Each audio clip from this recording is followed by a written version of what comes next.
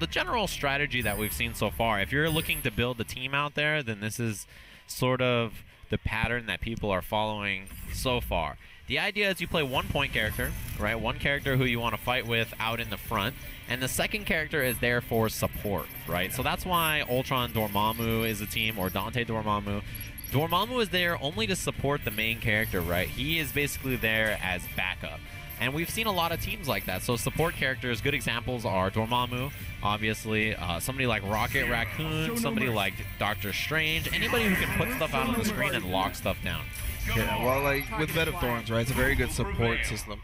Like, Dormammu can get good mix-ups off of it with his fly, but it's even better when you bring in someone like Ultron, right? With the 8-way air dash, you're forced to block the Bed of Thorns on the ground, and then you have to pretty much guess 4 ways after Ultron tags in. Yeah, and that's exactly, we're seeing the same kind of format that we were just talking about on these teams, right? 0.0 for both of them with Gamora and Iron Man as their backup characters, right? So Iron Man has the ability to put a bunch of stuff on the screen that helps Zero out, and Gamora, the same kind of thing, right? Those air gunshots for the approach and then tagging in Zero after is very powerful. So buttons are checked, it looks like they're good. Yeah, and another thing with Gamora, right? She has one of those lockdown supers. The big sword super makes you block for a long time, and because of that, Zero can get the instant overheads with jump light kick, jump light punch, and he can also get the instant command dash down to clip you low. Yeah, anything character with lockdown or the ability to fill the screen and allow your character to fight behind it is very effective. Dang, did we just get mixed up? He went to 0x? Oh, okay. Another strong thing about Zero in this game as well is he's actually one of the few characters that can cross you up in the corner, right? His teleport, his command dash will put him behind you even when your back is all the way in the corner. So interesting. A real Mega Man fan. Lots of Zero players are not. He's got the Mega Man shirt on as well, so I gotta imagine this is the man playing. I'm gonna say lots of Zero players in Marvel 3 were not Mega Man fans. They were fans of winning. They were fans of winning. That's what it really was. Cool. Ground throw, and new in this game, Zero does keep his Buster charge when he gets a throw, air throw or ground. All right, the air buster from Zero into tag I think is very effective. You can see the X combo here. Tags into Zero at the end for the pressure, and this is going to be a lot of damage on Gamora already. Yeah, and that combo right there, he actually got light punch and a heavy punch stand version. That is a combo unless it's counter hit.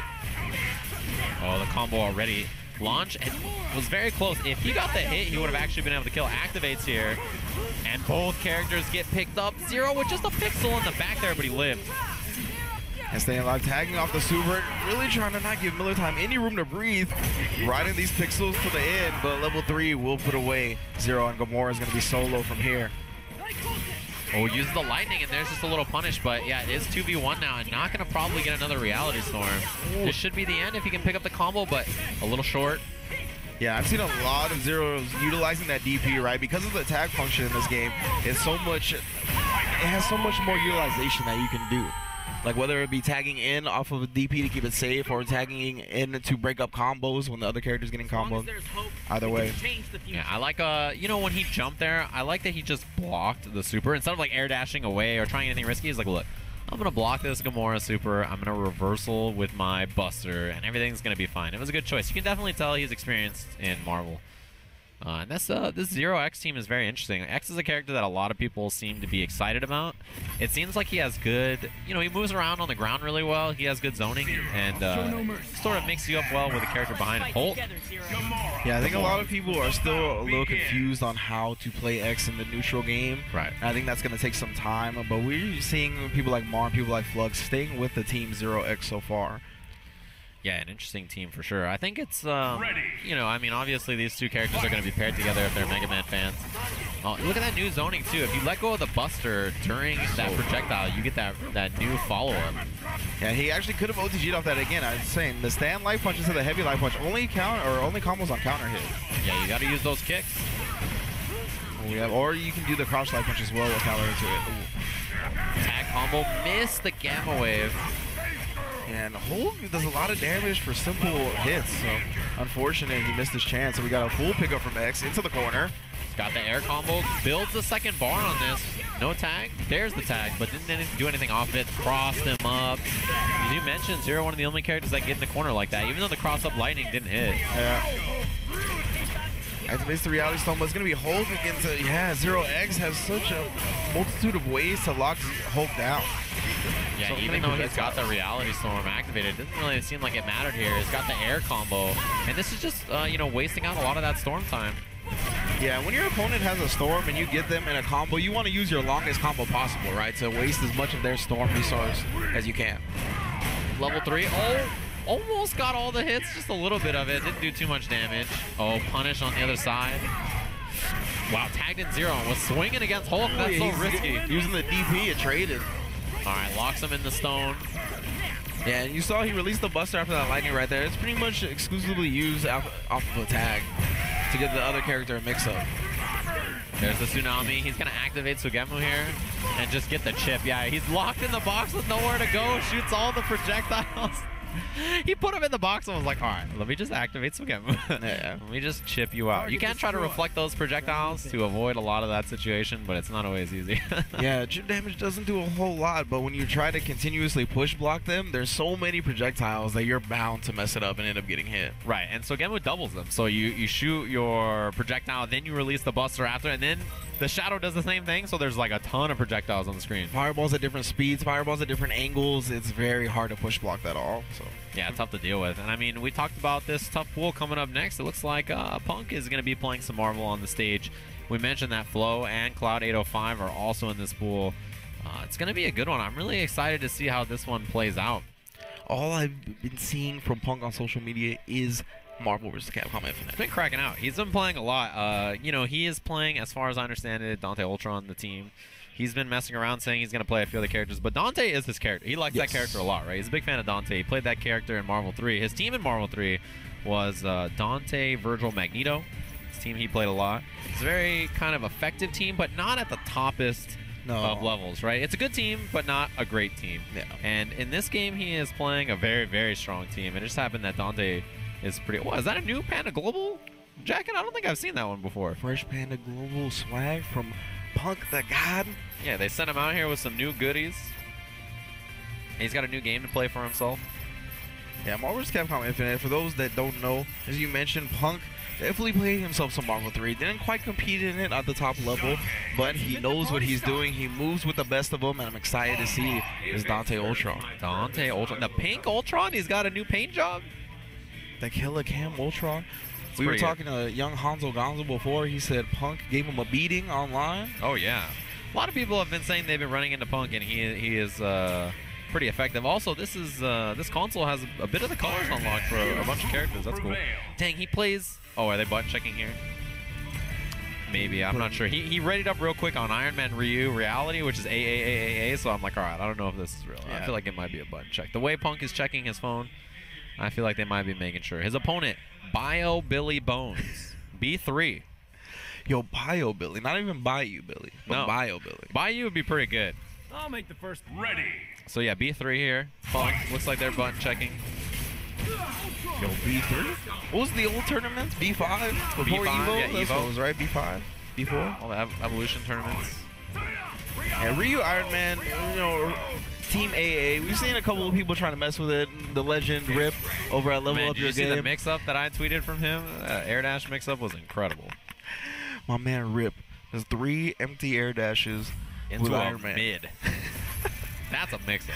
My favorite part was that the empty tri-jumps were from mad far away. They were from like 2 character links away. Yeah, he was complaining that. He was like, yeah, Iron Man's overheads out of his tri-jumps just don't work. And I was like, what are the chances that's true? What do you think the chances are? When he said that sentence, what are the chances that was true? Oh, man. This team makes a lot more sense. We're going to have Gamora, Thanos, with the Soul Stone. Again, yeah, I think Gamora Thanos seems like a good team because Thanos a little slow himself, but Gamora gets in there. And so you use her to get in there, then the big man's in there, and he does a lot of damage, right? So that seems like a good combination. Couldn't have said it better myself. We have game 1. Hand to Global Punk versus Bio Billy Bones. He tags off that Helmbreaker. Let's get real frisky. Ultron corner combo. Brings it down early into the capture state. Yeah, this gives Dante time to set up down there, but instead he just wants to pick up with the hammer. Double hammer, overhead low. Oh! You got to hold up to get out of those reset situations. Yeah, that tech, if you don't hold up, you'll just get straight up into it, and you'll be clipped by the mix-up. Going to be close to enough. Missed the launch from Dante, but still gets it anyway. Is there an Acid Rain? There is, and the mix-up afterwards. Oh, triple overhead, 4 overheads. Good stuff from Bio Billy Bones, staying disciplined, seeing the fly during Ultron the whole time and blocking overhead. The Super Bolt carry just make it out of there, but he moved, tagged in Dante to try to get out. Picked up Bolt, but only temporarily. Ooh, the charged Fireball gives him time for the throw. Trying to get in there with both characters. Tags out, and Ultron's got them both. He can actually kill Gamora here. Oh, he definitely will. Gonna spin the super. Not an issue. And well, big for actually Punk. He actually killed the Soul Stone while it was still activated, so he didn't build another chunk from Gamora dying. Dante combo from him. Gets the OTG afterwards. Million stabs. Brings out the guitar, and that'll be all she wrote. My man Thanos has not been shot like that since filming the Age of Ultron. No, definitely not. And has that even hit post-production yet? Tasty Steve is probably going to lose it that day. That'll be a good day. Man, jackpot for Punk. Gets the job done. Dante Ultron. A really good team, as you can tell. Yeah, again, right, like $1 million is such a good super, not only when it hits, but on block, especially with a character like Ultron. It can get 2 or 3, 4 maybe mix-ups off of it, whether it be overhead or low. We even got all the stages, man. All the stages, all the colors. We are here for the Battle for the Stones tournament. It's the first one, Sage, and you know it had to be done right. Do you know which stone is available to be conquered this weekend? It is the Space Stone. Space Stone. So that's the one everybody's shooting for. I imagine if I was a Marvel player and I started winning these stones, I would get my own gauntlet. I would just buy one and stick the stones in the gauntlet and wear it to the play in the tournament with the gauntlet. Yeah, for those that might be unfamiliar with the Battle for the Stones rules, the EVO winners that have already been invited to the finals in December cannot win one of the stones, even if they win the tournament. Right. The stone will go to the highest placing person that has not already qualified. Right, looks like we're back in the match. Oh, so B3 switched it up. He's got Reality now instead of Soul. They want a little bit more help in the neutral. I understand that. Yeah, you see Punk is rocking the same thing. That full charge airplay, so many hits on it, as we mentioned. Cross up, jump, H. Not only is it one of the most durable projectiles in the game, but if it actually hits, it's very easy to confirm because of how long it lasts. Whoa, cross up, yeah, back to the front. That was so dirty. Super hard to see. Didn't quite kill, but Dante down there for the pickup afterwards. That'll be that. Bio-Billy Bones actually blocked the Helmbreaker correctly, but the attack pushed him back to the front. Million stabs, the pickup from Ultron. Although it messed the combo up, he still hit a button down there. Swinging on Dante, not going to happen. Climbing all the way up Thanos' dome. Bring him back up, bring him back down. Overhead actually blocked it. Airplay, Reality Stone. Let's get him off me. Not going to happen. Flame coming through to break up the combo. But man, Punk is rushing down. He's looking super great though. Air mobility to get away from the flames. And you see him just running. Yeah, he's trying to get away from this. Yeah. Even came down with a button, got the job done. A clean 2-0 for PG's Punk. He's looking strong. I would like to see some lightning during that Reality Storm. Just kept being the fire. It's not really the ideal element to chase down when someone's just up-backing like Punk was. Right, so as you mentioned earlier, the Storm, when you're in that Reality Storm, every attack button does a different element, right? The heavy kick does a vertical column that covers, you know, when characters like Ultron try to run away into the sky. The heavy punch was the flames that we saw horizontally. So depending on what kind of character you're fighting, you want to use one or the other, right? And that's something that people will get control on as they play. Another great match coming up. Flash, as we mentioned, has been playing quite a bit. He was second place at WNF to Clockwork, who was the champ. He looked very, very strong. Yeah, running that Rocket Raccoon Doctor Strange, right? Really cool team. A bit of an unorthodox from what we've seen here in the early top tier type ideal setting, which would be like the Ultron, the Gamoras, the Dantes, the Dormammus. But he's got plenty of cheap stuff. We've seen the setups with the traps, and then he tags in to Doctor Strange, jumps up and surges you into the trap for the cross up. It's dirty stuff. It's very strong, for sure. That team is interesting because I think both of them are support characters in a lot of ways. But together, they really give each other time to set up the lockdown. You know what I mean? So it's like two characters that take time to set things up, and they work together to help each other out. It's really, really interesting team for sure. Yeah, Flash. Self-proclaimed training mode monster, right? We saw, if you were fiending for Marvel vs. Capcom Infinite as much as I was, I watched a lot of Justin's stream. Yeah, and we saw Flash didn't really want to play anybody like the first couple of days of the game, right? He wanted training mode. He wanted the time to himself to develop the setups, to develop how to play a more unorthodox team here in Marvel vs. Capcom Infinite. And we see it, his opponent rocking Jetta Chun with Power Stone. Seems like Power also a very common early stone. If you're just starting out, Power, Reality, and Time I think are very simple to use compared to the other three. How can I... Ready. We skip these intros. Rocket Raccoon. And it looks like this is real. Yeah, we're not button checking. These two are playing it out the gates. Opened up low early by Chun. And we've got a real combo so far from Mega Man DS. Yeah, Chun-Li's so fast in this game. Puts out the pinwheel, but immediately just blocks the overhead dash into the Chun-Li tag. Got to the other side. Flash wasn't ready for it, but we gotta complete these Chun-Li combos if you want to make Flash play. Well, Mystic Sword, it's a wall bounce, and he gets the combo afterwards. Teleport back to the ground. Jetta in trouble, but no launcher from Flash. It's gonna be a tag. Rocket's out. That gives him time to set up some traps. Oh, just tags into Jetta, actually clips him on the back dash. More pinwheels, but that's all right for Rocket Raccoon. That's going to give him time to set up traps, too. Oh, he pushed him into his own trap, and it didn't work out. Good block on the tag. There's a punish. That was a great block by Flash. You can tell he's already used to playing this game at a high level. The bolts, plus he had the assist after, sets out the daggers. He's going to get a mix-up on the teleport. Goes for the bolts, tags them both. A lot of damage on Jetta in the back. Yeah, Mega Man Diaz showing a little patience here. Ends up running into some of the Doctor Strange supers. Spinning bird kick, a little bit too far to punish. Pulled him into the trap. He used the stone. That was so smart. There's Groot back there to help him out as well, and he tagged in Doctor Strange. Gets the pickup in the air. This team is bleeding. Yeah, Flash is definitely the most professional Space Stone Surge user I've seen. Yeah, he puts out his traps, and then he just goes Space Stone, Space Stone, Space Stone, and pulls you into it. Yeah, super smart play. Spinning bird kick. Oh, actually goes a little high on Rocket Raccoon, and then the tag ends up going right into a 2-for-1. Oh, gonna put him in the box. Tags in Strange, and Strange is really powerful with this box, right? Because he has the ability to teleport left and right. He can set out stuff like these daggers and then teleport. And the mix-up is really good. It's simple but strong. Man. Flash Metroid taking the first game. Very unorthodox team, but as you can see, it has its stuff. It has its tendencies for the dirty mix-ups. For sure. I mean, both of these characters work well with the Space Stone is because they can pull you towards them and into their traps and setups and stuff. So it's a very effective idea for sure. Rocket on point though. The tag mix-up worked out, but he didn't get a combo off of it. Yeah, whenever Flash goes into the air, right, you have to be wary of that space surge coming. Because it'll always pull you to get you under and into a trap that's on the ground. Oh, with a pinwheel mix-up, overhead plus low, not blocked by Flash, and his Raccoon is in big trouble. What actually crossed the wall? Doesn't combo the super though. Actually, air spiked him a little bit too soon, but then Doctor Strange just clipped on the tag in. Mystic Sword cancels it. He's gonna be unsafe here, but no punish. He just up backed and got away. His Rocket is in big trouble too. Yeah, Mega Man Diaz has really upped the pace, upped the tempo of this match, and is catching Flash off guard. Nice cross up on the daggers of the knock. Puts out the daggers again. The capture state 2 in a row for Rocket Raccoon. Missed his combo though. And immediately gets him back out.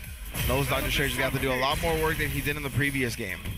Yeah, you can tell. Yeah, you can tell that the neutral with Strange is a lot of trying to get Rocket back into the match, right? Rocket's the character he wants to play on point. But again, air spike Ender a little bit too early before the super. Tried to tag in Chun-Li to get it mixed up, but again, Flash already accustomed to that mix-up. He's gonna be able to do the dagger combo again. Sets out the eye of Agamotto, and that's a dead Chun. Yeah, that Chun-Li air dash, right? It really backfired in that instance. Same mix-up we saw close out the last round. The eye again. Gets the combo after the setup here. Uses it, and it actually caught him. So escape that setup temporarily. Yeah, full power. Yeah, there we go. Activate the Infinity Storm for Mega Man Diaz. And again, that level 1 hyper very fast. It catches you in the air. It's got a big vertical hitbox. Man, that's a lot of damage on Strange. Pulls him into the trap. Gets the air combo, tags into Strange. Roots back there, uses the bolts to pick up the combo. It's not enough, but super close. Tries for the super, not gonna happen. No punish from Flash. Gonna Rocket again. Will he catch it? No. Oh, he does. Caught the trap being set out by Rocket Raccoon. It's gonna be some decent damage, but he's still alive. Air-to-air push block, tag into Strange, and that was good work from Flash. You can tell that his team really operates on putting Rocket on point and only tagging him in and out when he needs to sort of get in Strange, buy himself some time, you know, use those combo opportunities. Rocket's got to confirm in kind of weird ways when he does combos. Yeah, it was interesting to see the Doctor Strange neutral because Rocket Raccoon was put on a pixel. Are you shaking your head at Cloud converting to a hitbox? I didn't realize a few things have gone wrong in Cloud's life. First, he shaved the head. He's got short hair. That's why he can contain it in that hat you see there, right? The second thing is he used to be a pad player. He played on a regular old controller like everybody else, and now he has switched to a hitbox. I didn't realize that when he had fallen to the dark side, I didn't realize that he fell so deep. He doesn't do anything halfway. No, apparently not. Look at that hair. It used to be the flowing long locks, you know? Used to be something of copy pastas, people's dreams, people's nightmares. Yeah, it was. He was legendary for the long hair. Didn't care. And now it's just another mop in the sea of people. another mop. Not even a fish in the sea, just a mop. No. Floating out there on his own. And he switched to hitbox as well. Interesting. It's a shame. But if you're unfamiliar with Cloud 805, one of the premier Zero May cries in Marvel vs. Capcom 3, which was the team consisting of Zero, Dante, Virgil, and pioneered a lot of the tech for the team, made top 8 at EVO with it, consistent top 8s, I think, once he started going offline. And he has shown that early on in this game, he is trying to stake that claim as best Dante.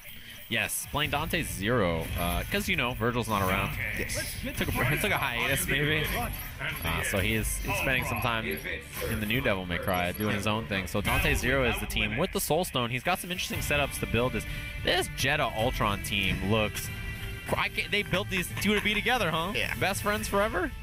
The white and the gold matching perfectly, much like Zero Dante. We have some color coordination going on with these teams, something I can always appreciate. But yeah, Cloud 805 last night was grinding it out with Plague Madness with this exact team. He usually plays Dante on point, gets the $1 million, can get a lot of Soul Stone charges off of a $1 million super, and I'm sure we're going to see some dirty stuff from Cloud.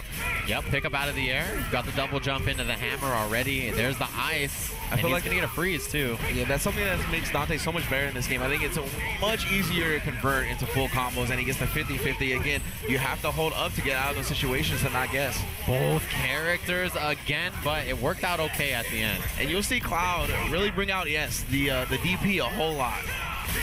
Loves using the DP in neutral in this game. Is he going to block the incoming?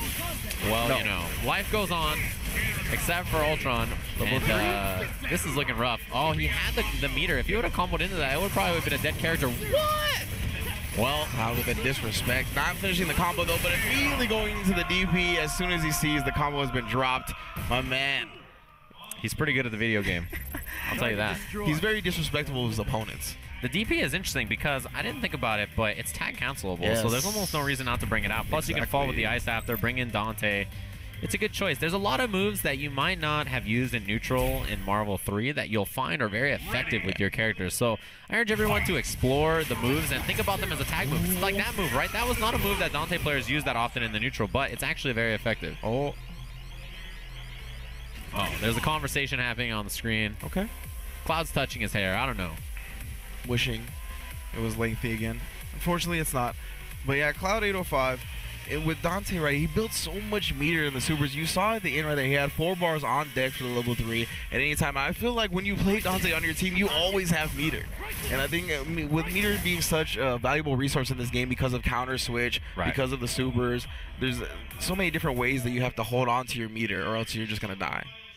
Yeah, for sure. I think that it's interesting because there's a lot of characters who have those extended, elongated combos, and they just build tons of bar. You mentioned counter switching, so a team that builds lots of meter snowballs for a number of reasons, right? One being that you get to spend it on offense, and that's like, you know, if you have a character who can put out traps or moves on the screen that kind of stop your opponent from playing or just do supers for damage, that's effective. But also it gives you meter for counter switch, which is a defensive tool, so it snowballs your team in multiple ways. It's very effective for sure. Yeah, and another effective thing with counter switching with Zero specifically is counter switch DP.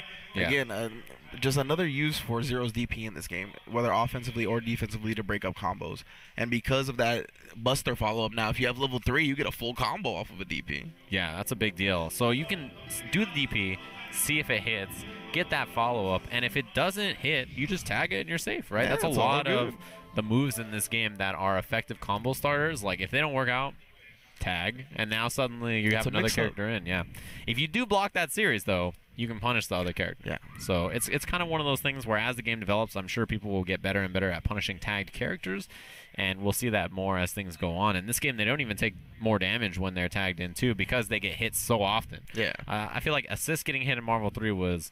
like, it happened a lot, but not nearly as much as this game, where already people are picking off characters left and right. Yeah, especially since week 1, a lot of people, their immediate answer for when their character is getting to a low health is to mash that attack button, right? Get the second character in it as quickly as possible. And a lot of the time, that leaves them in situations where they're vulnerable to get both characters clipped, whether that be at the super jump height and you try to tag in, and then the character has an A-way air dash and just dashes down and clips you in the face, and then the other character falls right into the same combo. Yeah. It ends up happening a lot, the 2-for-1s in this game here early in its lifespan. And that's one thing you have to be very careful about. Even if your character is low, when you tag them out, they stay on screen for a while. Yes. It's not like Marvel 3 where your character will run out once you've tagged them. Like, your character's on screen. You have to find a safe way to get them to escape. Yeah, the only time you really get a quick way to get off screen is during Time Storm, right? That's like the only time you tag and they actually get out quicker than usual. Besides that, they're just chilling. That's because everything is fast. When Time Storm's like, you're in and out, tagging constantly. You can just do special moves back to back to back to back. It's a really effective stone. I want to see more people use it.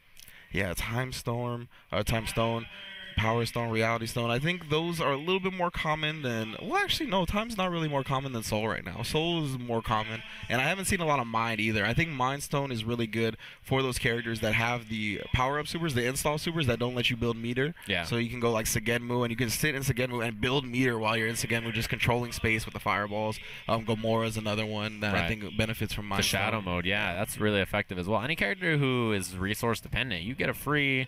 stack of meter, right? You can just put out a whole bunch of everything. It's very effective. I mean, even for stuff like lockdown, if you have a team that has a super tag and then you get a bunch of lockdown stuff off of it, that's very effective as well. So, I mean, that's just one thing to keep in mind. Yeah, you can be starved for meter in this game, but with Mind Stone, it makes it a little easier, especially for the characters that, because they install, they can't build meter. It gives you free counter switches. It gives you everything. It's a very, like, effective strategy because meter is so important. We mentioned if you have a team that already builds a lot of meter, then you can just like compound on it, or you can play something else. If your team maybe has shorter combos so they don't build meter like crazy, it's just another thing to think about. This game has a lot. There's a lot to think about in terms of like what your team order is, what you do with your team, what stone you play, how you do that. There's a lot of decisions that you get to make. There are so many pieces to this game that you can make so many different puzzles. It's crazy. That's generally not how puzzles work, but in this game it is. Yeah, you know, it's a dynamic open world puzzles. Dude. Open world. that was the most interesting way I've heard the game described. Open world? I was like, whoa. Is that everything? Is it open world, MMO, free to play? You're just tagging on stuff?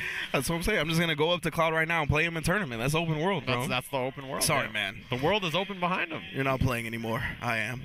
Open world. That was the most interesting way I've heard the game described. People are yelling on the mic here at Southern California Regionals. I think Vi is trying to slang some stuff on the side. I don't know. There's many booths you can see in the background here, and he's trying to... He's been talking. It's like he's like delivering a sermon up there. Alex Vi has been talking for like 10 minutes into that microphone, and nobody has listened.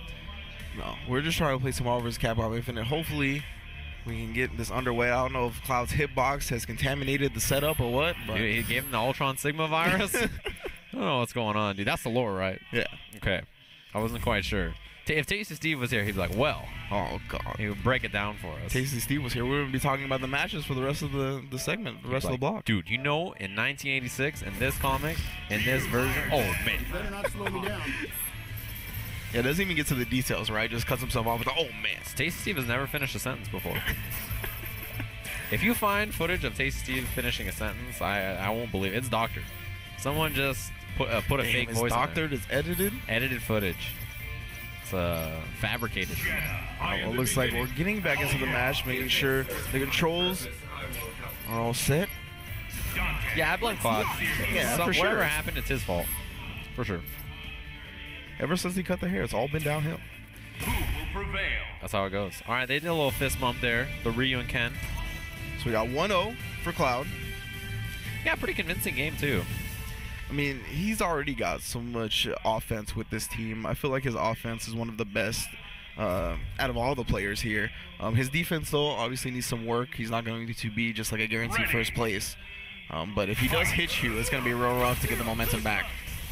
Charged airplane attack already. That's a really effective tool. I think it's much better in this game for Dante than it was in the last game. Is there the double hammer? Oh, the reset. Yeah, that was designed to cover back roll and quick rise. Yeah, and he actually used the command dash down once he got into the air, clipped him low. Yeah, not much you can do about it. Oh, cross-up lightning? No, it actually landed like in the front, it looked like. Yeah. Tag again. The mix-up behind the fire, you can't see what's happening. Now, the command dash does get zero in the corner pretty easily, but the lightning doesn't cross up in the corner as much as he used to in Marvel 3. What side is that? What side Where was does that? that hit? I think it was front. I'm not sure. That's the best answer I can give you. Oh, wow, the anti-air crouch jab. Oh, Immediate switch out. into Dante. Not a problem here. OTG with the ice. Follow up. Yeah, he gets the freeze at the end. That's all one special move you saw. Reset into the overhead invincibility here. Trades with the sweep. He got a combo. And then just out of there, yeah. Yeah, it doesn't pick up for the full death. Missed input, I think. Probably want a again move, but that's what will happen when you're holding a kick button. You'll just accidentally kind of autopilot to down punches, and that's what that super is. Makes sense, yeah. You'd have to release the buster first. Yeah, exactly.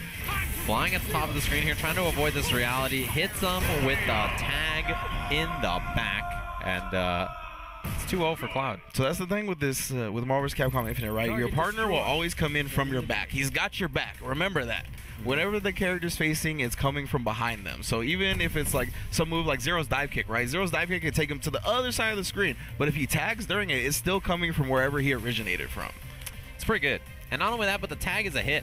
Yes. So what happens is the character will run in and you can't hit them because they are hitting you with their body. The characters are so strong that their bodies are a hit. Going in with such momentum, such speed. Man. Yeah, it's crazy. I mean, that's a powerful cat. Like Ryu, he runs in, he just hits you. The Satsui no Hado has just got like a passive effect on it now. It's crazy. Yeah, Marvel vs. Capcom Infinite, a wild game. Cloud Open world. You can do this and you can do that. Yeah, it's open. Cloud 805, man. Yeah, I definitely think he's one of the strongest players here. I'm looking for him to make top 8. I definitely think he can get bopped beforehand.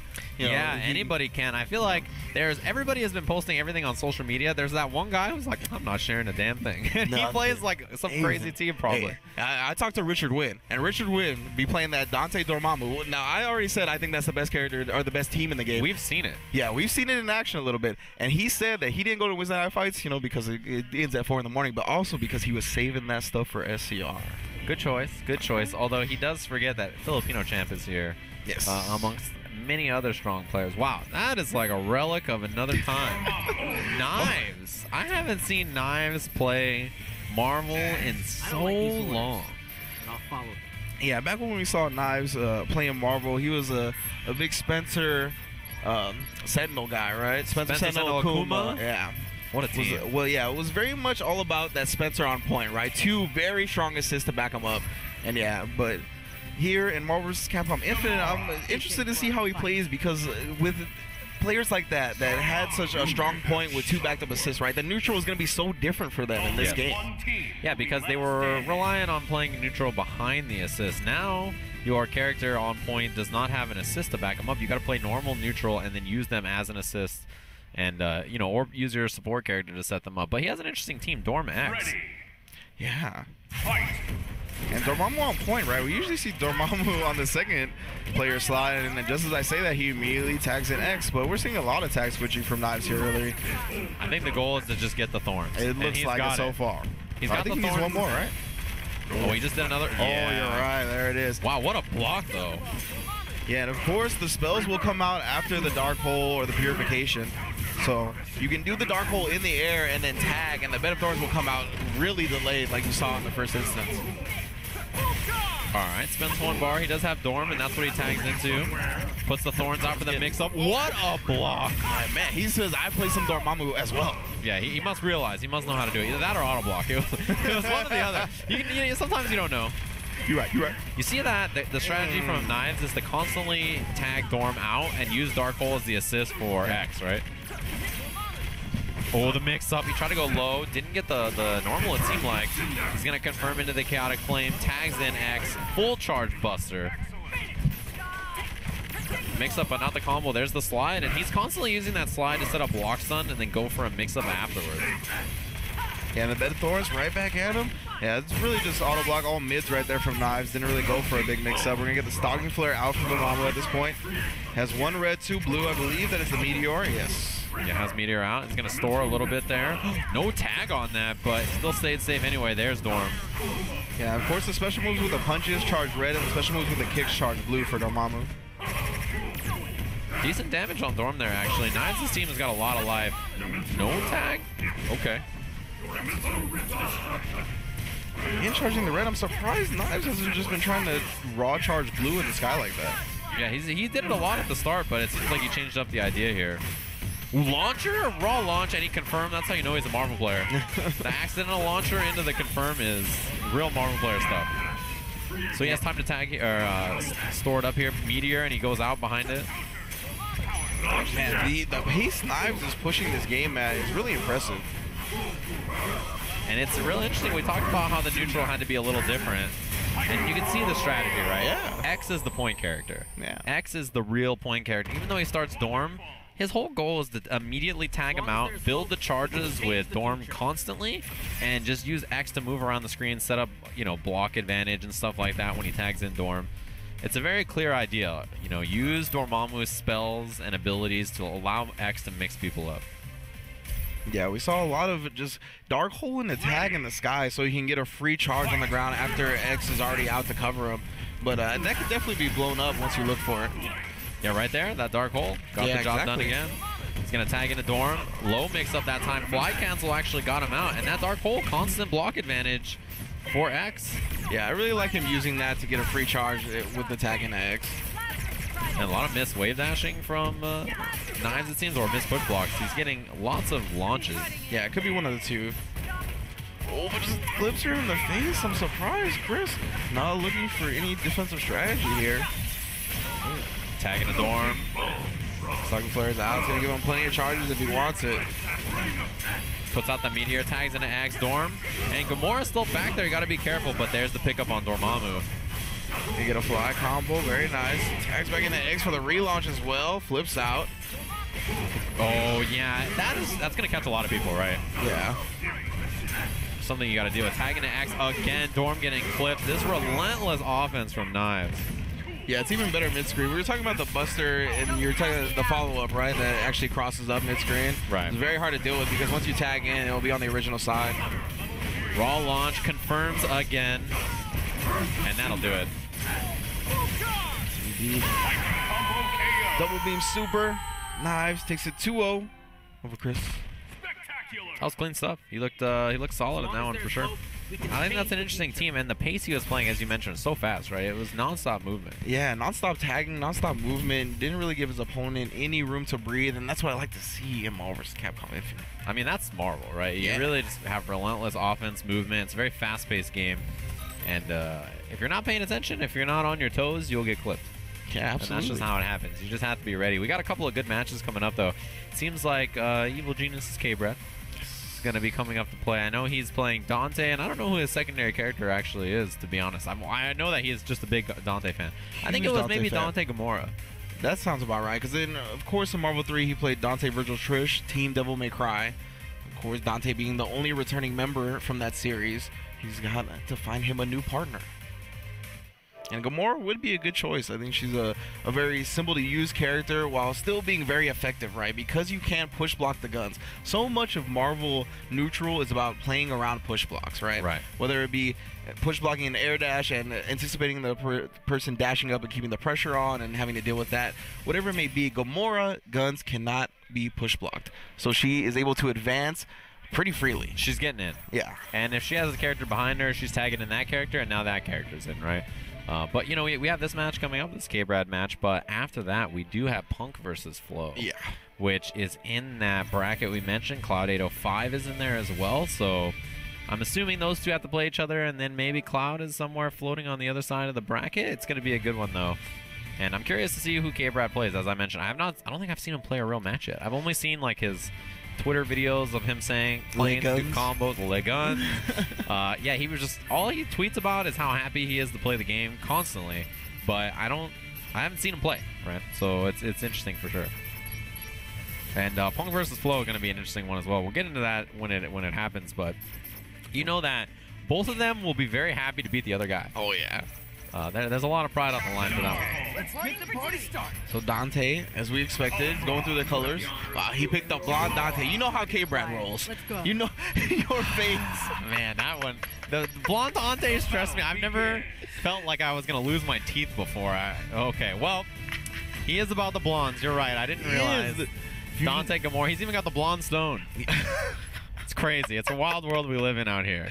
If you ever seen a K-Brad interview, he talks about playing Karen, playing Cammy because they're the blonde bombshells. And again, we see here, if he gets the option, he'll make even Dante blonde. All right, bull cancel, double volcano. Okay. Look, K-Brad, Haven't seen too many from that. Goes low there. Oh man, this Dante theme in the background. Dude, she threw him mad far. She threw him so far.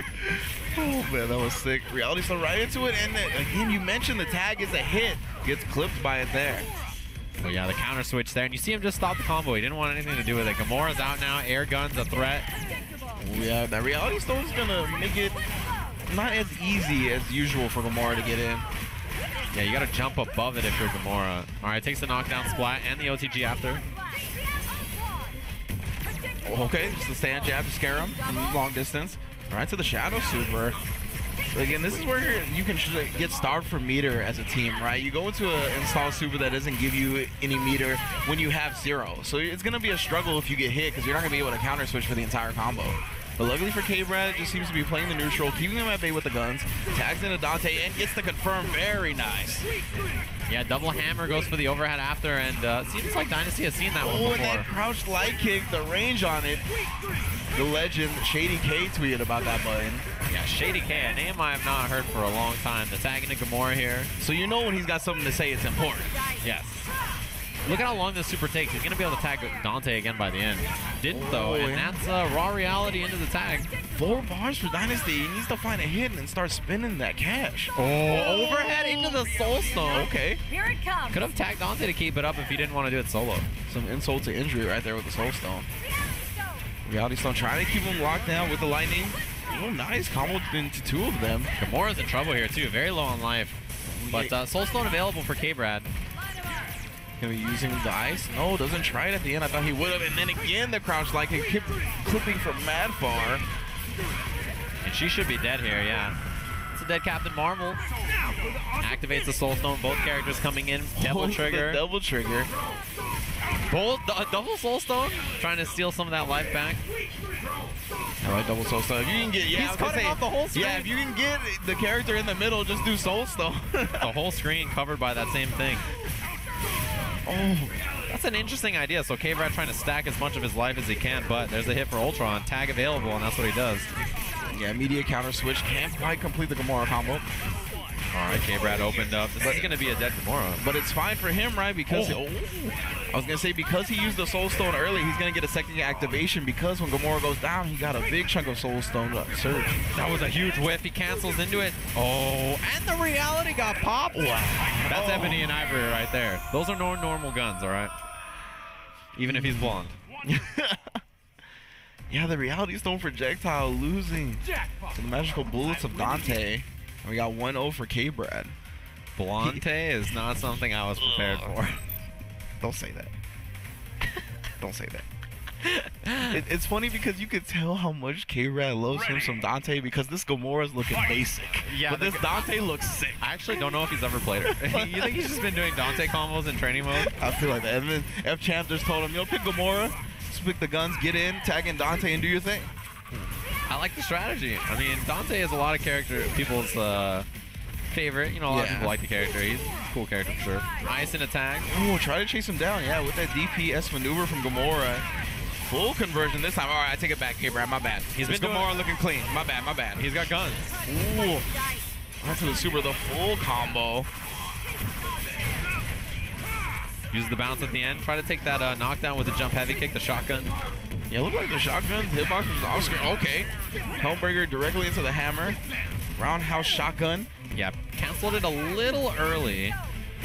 So he didn't get the combo he was looking for. Oh, Hellbreaker, you thought it was gone. Tag, and he gets the combo. It's a hit. So he comes in and picks it up. Counter switch immediately from K-Brad. Gamora with a lot of life. Oh, just meeting her in the middle. Doesn't get the full conversion that time. Wow, the guns get picked. And if you're K-Brad, you got to do a little less air or grounded guns against a character like Captain Marvel and Ultron, right? Both of them are in the air so often that jump gun's the better choice. Yeah, absolutely. Her ground guns is one of the moves that has quite a bit of recovery if it's whiffed. Trying to use that Soul Stone, tags into Dante, and there's the pickup. Push block into punish. A lot of meter, though, for Dynasty. Maybe a counter switch can come out. Yeah, and K-Brad's going to be so comfortable push blocking and then whiff punishing, right? Dante's got the big normals. It's not hard to do. Spends the level 1. And gets the job done. So 2 bars for K-Brad.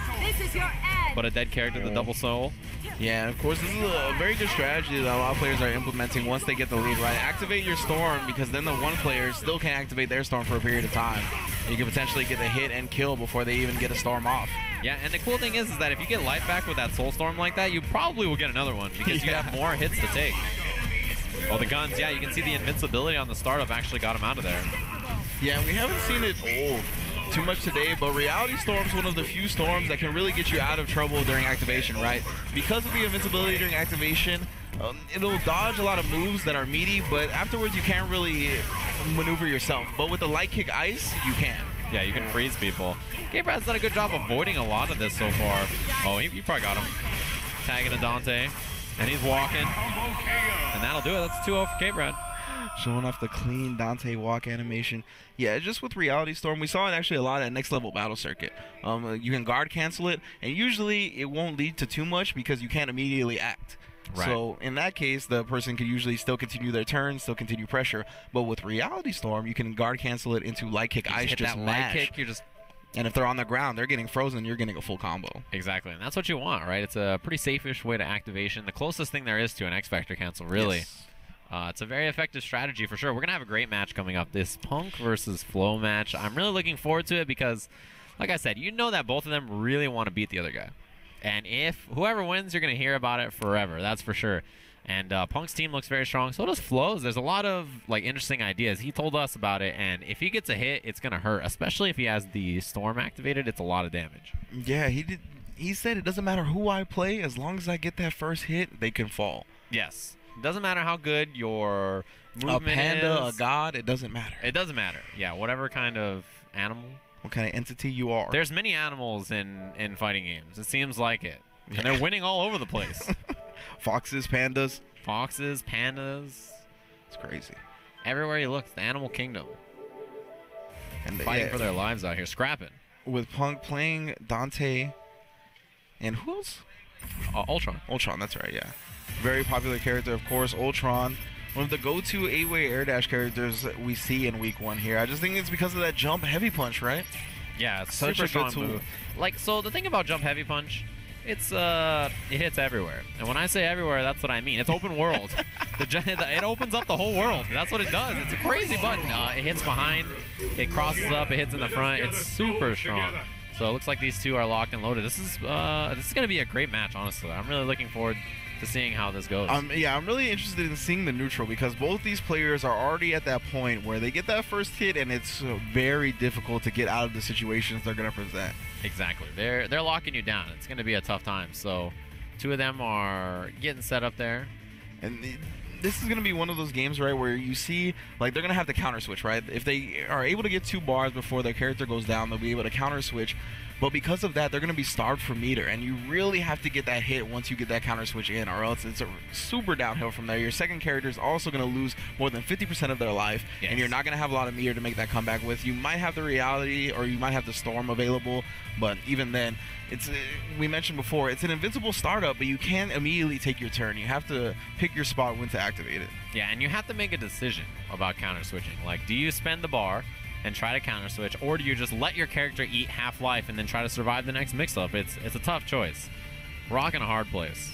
Yeah, absolutely. And the world is full of stuff like that, so you got to be careful. It's an open world. It is. I'm really just losing it at that. That was such a crazy statement. I've never heard any fighting game described like that. I just wish it was true, man, so I can just go up to challenge anybody at any time. Like a Pokemon trainer? Yes, you just walk up to them? World. Just the battle music starts playing? I think Mom Dow Carolyn used instead of the stones, we wanted the Yu-Gi-Oh! The 5 stars. You got to put your stone on the line in every match. You want to duel it? Have it? Yeah, that's what I'm talking about. That's what I want to see. Man. Battle for the Stones, right? Very interesting concept we see. Of course, if you haven't familiarized yourself with the rules just yet, the EVO champions that have already qualified for the final event in December can't win the stones. They can win the entire tournament, right, get the first place prize money and all of that, but the stone will go to the highest placing individual who has not already qualified for the tournament. Exactly. So, yeah, and the Evo champs don't actually get a chance to win the stones until the finals. If they face someone with the stone in the finals and they beat them, then they get their stone. Can you imagine? Because at the end, someone will have all 6. Yeah, exactly. Yeah, that's Right. the point, right? Is Yeah. that someone will end up with a true Infinity Gauntlet. They're going to Thanos it, and then everybody's getting wiped. They're just going to come to the commentary desk and flip it, and that's going to be the end. We'll say goodbye. It's going to be a good one. But yeah, I'm excited. I think it's a really interesting concept for a tournament. Yeah, and another restriction that is going to be lifted at the finals is multiple stones. You are not going to be able to go into the finals with multiple Infinity Stones. Right. But once you get there and you start beating people, it's going to be You start collecting. It's going to be some potentially really crazy stuff, because if you have 2 or 3 stones, you can implement a different whatever Whatever the effect is. Yeah, a different function. Put them in a box. Yeah, every single match of the set. Yeah. So it's a really interesting. Can get wild. Yeah, it's a really interesting format for a tournament. Not something that you see that often in like traditional FGC rule sets. Yeah. So whoever came up with it, nice work. Yeah, and it looks like we got our match: Thanos Jetta for Flo and Dante Ultron for Punk. Yeah, I'm very excited to see these two play. 2 of the premier fighting game players in the scene, period. Ready. Fight. Especially with these 2 guys, right? I've never seen them pick up a game that they really want to learn and not do well. Ooh, and Flo's already doing well early, going into the super, tagging in the Jetta, getting in the capture state, OTG, into the mix-up, pinwheel. But yeah, the pinwheel blocked in the front, and the Thanos teleport was just a little bit too late. I'm losing it at teleport Power Stone.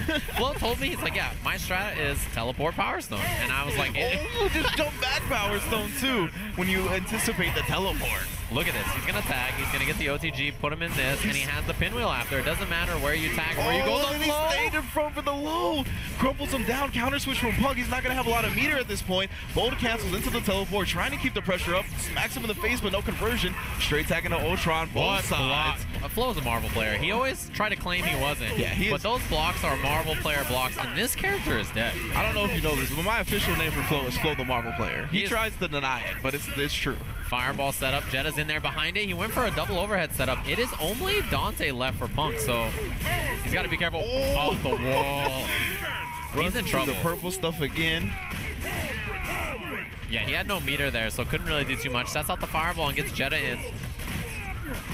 Oh my god, Jetta. The Power Stone, the purple stuff from Jetta. Just ask Lil Wayne, man. Too much purple stuff is bad for you. You'll end up in the hospital. Look, Punk, he was born before Jetta was a character, all right? He doesn't know, like, Jetta's before his time. He doesn't know what's happening on the screen. He doesn't know what a Thanos is. The bubbles, they're not here. He doesn't know what's happening. So, clean first game. Flo, Power Stone. Punk, probably my favorite facial expressions currently in the FGC. You see him cracking the smile.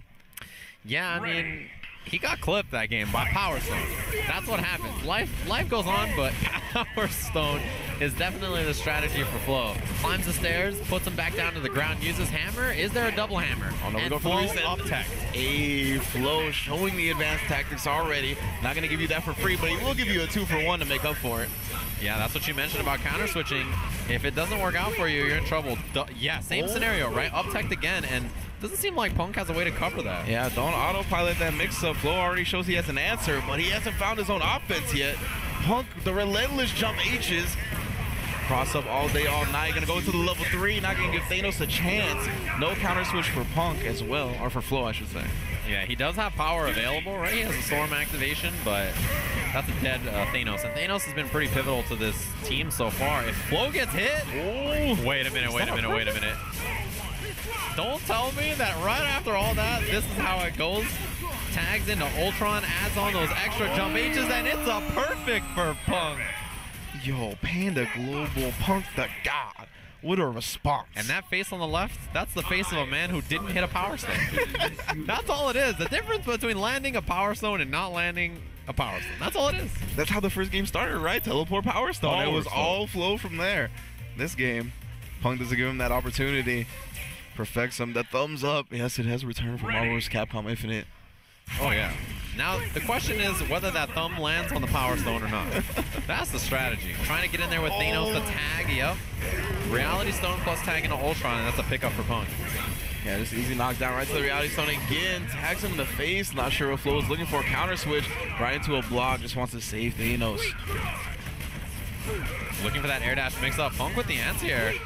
It's that double jump into the hammer. Activates here. Yeah, super tough to see, but Flo blocked it. Marvel players. Oh, he's trying to look for the Power Stone, but Punk's keeping his distance now. Nice cancel into the Fireball to cover the chase down on the push block. Oh, into the level 3. That's it for Thanos. And it's so hard to come back once you lose a character in this game. Punk in prime position. Yeah, he's really figured out how to navigate around that Power Stone. Oh, picked up out of the air, not a combo. And Jetta solo, he does have Power Storm available. Pick up again. Oh. I think that's a huge buff to Dante in this game. Much easier to convert off straight hits for full combos. Capture state, tries to get the knockdown at the end. Look for the command throw, tags in Dante anyway, and that's a dead Jetta. 2-1 in the favor of Punk. The download speed for Pandas is pretty high, it seems. Yeah, he has the Google Fiber exclusive internet to that region of the Panda Global. Look at that silly smile on his face. He's so pleased with himself. The 2 games he won, Flo barely touched him. He didn't even touch him in the first game. Second game, he lost like 10% health on 1 character. He needs Power Stone. Yeah, it was tough.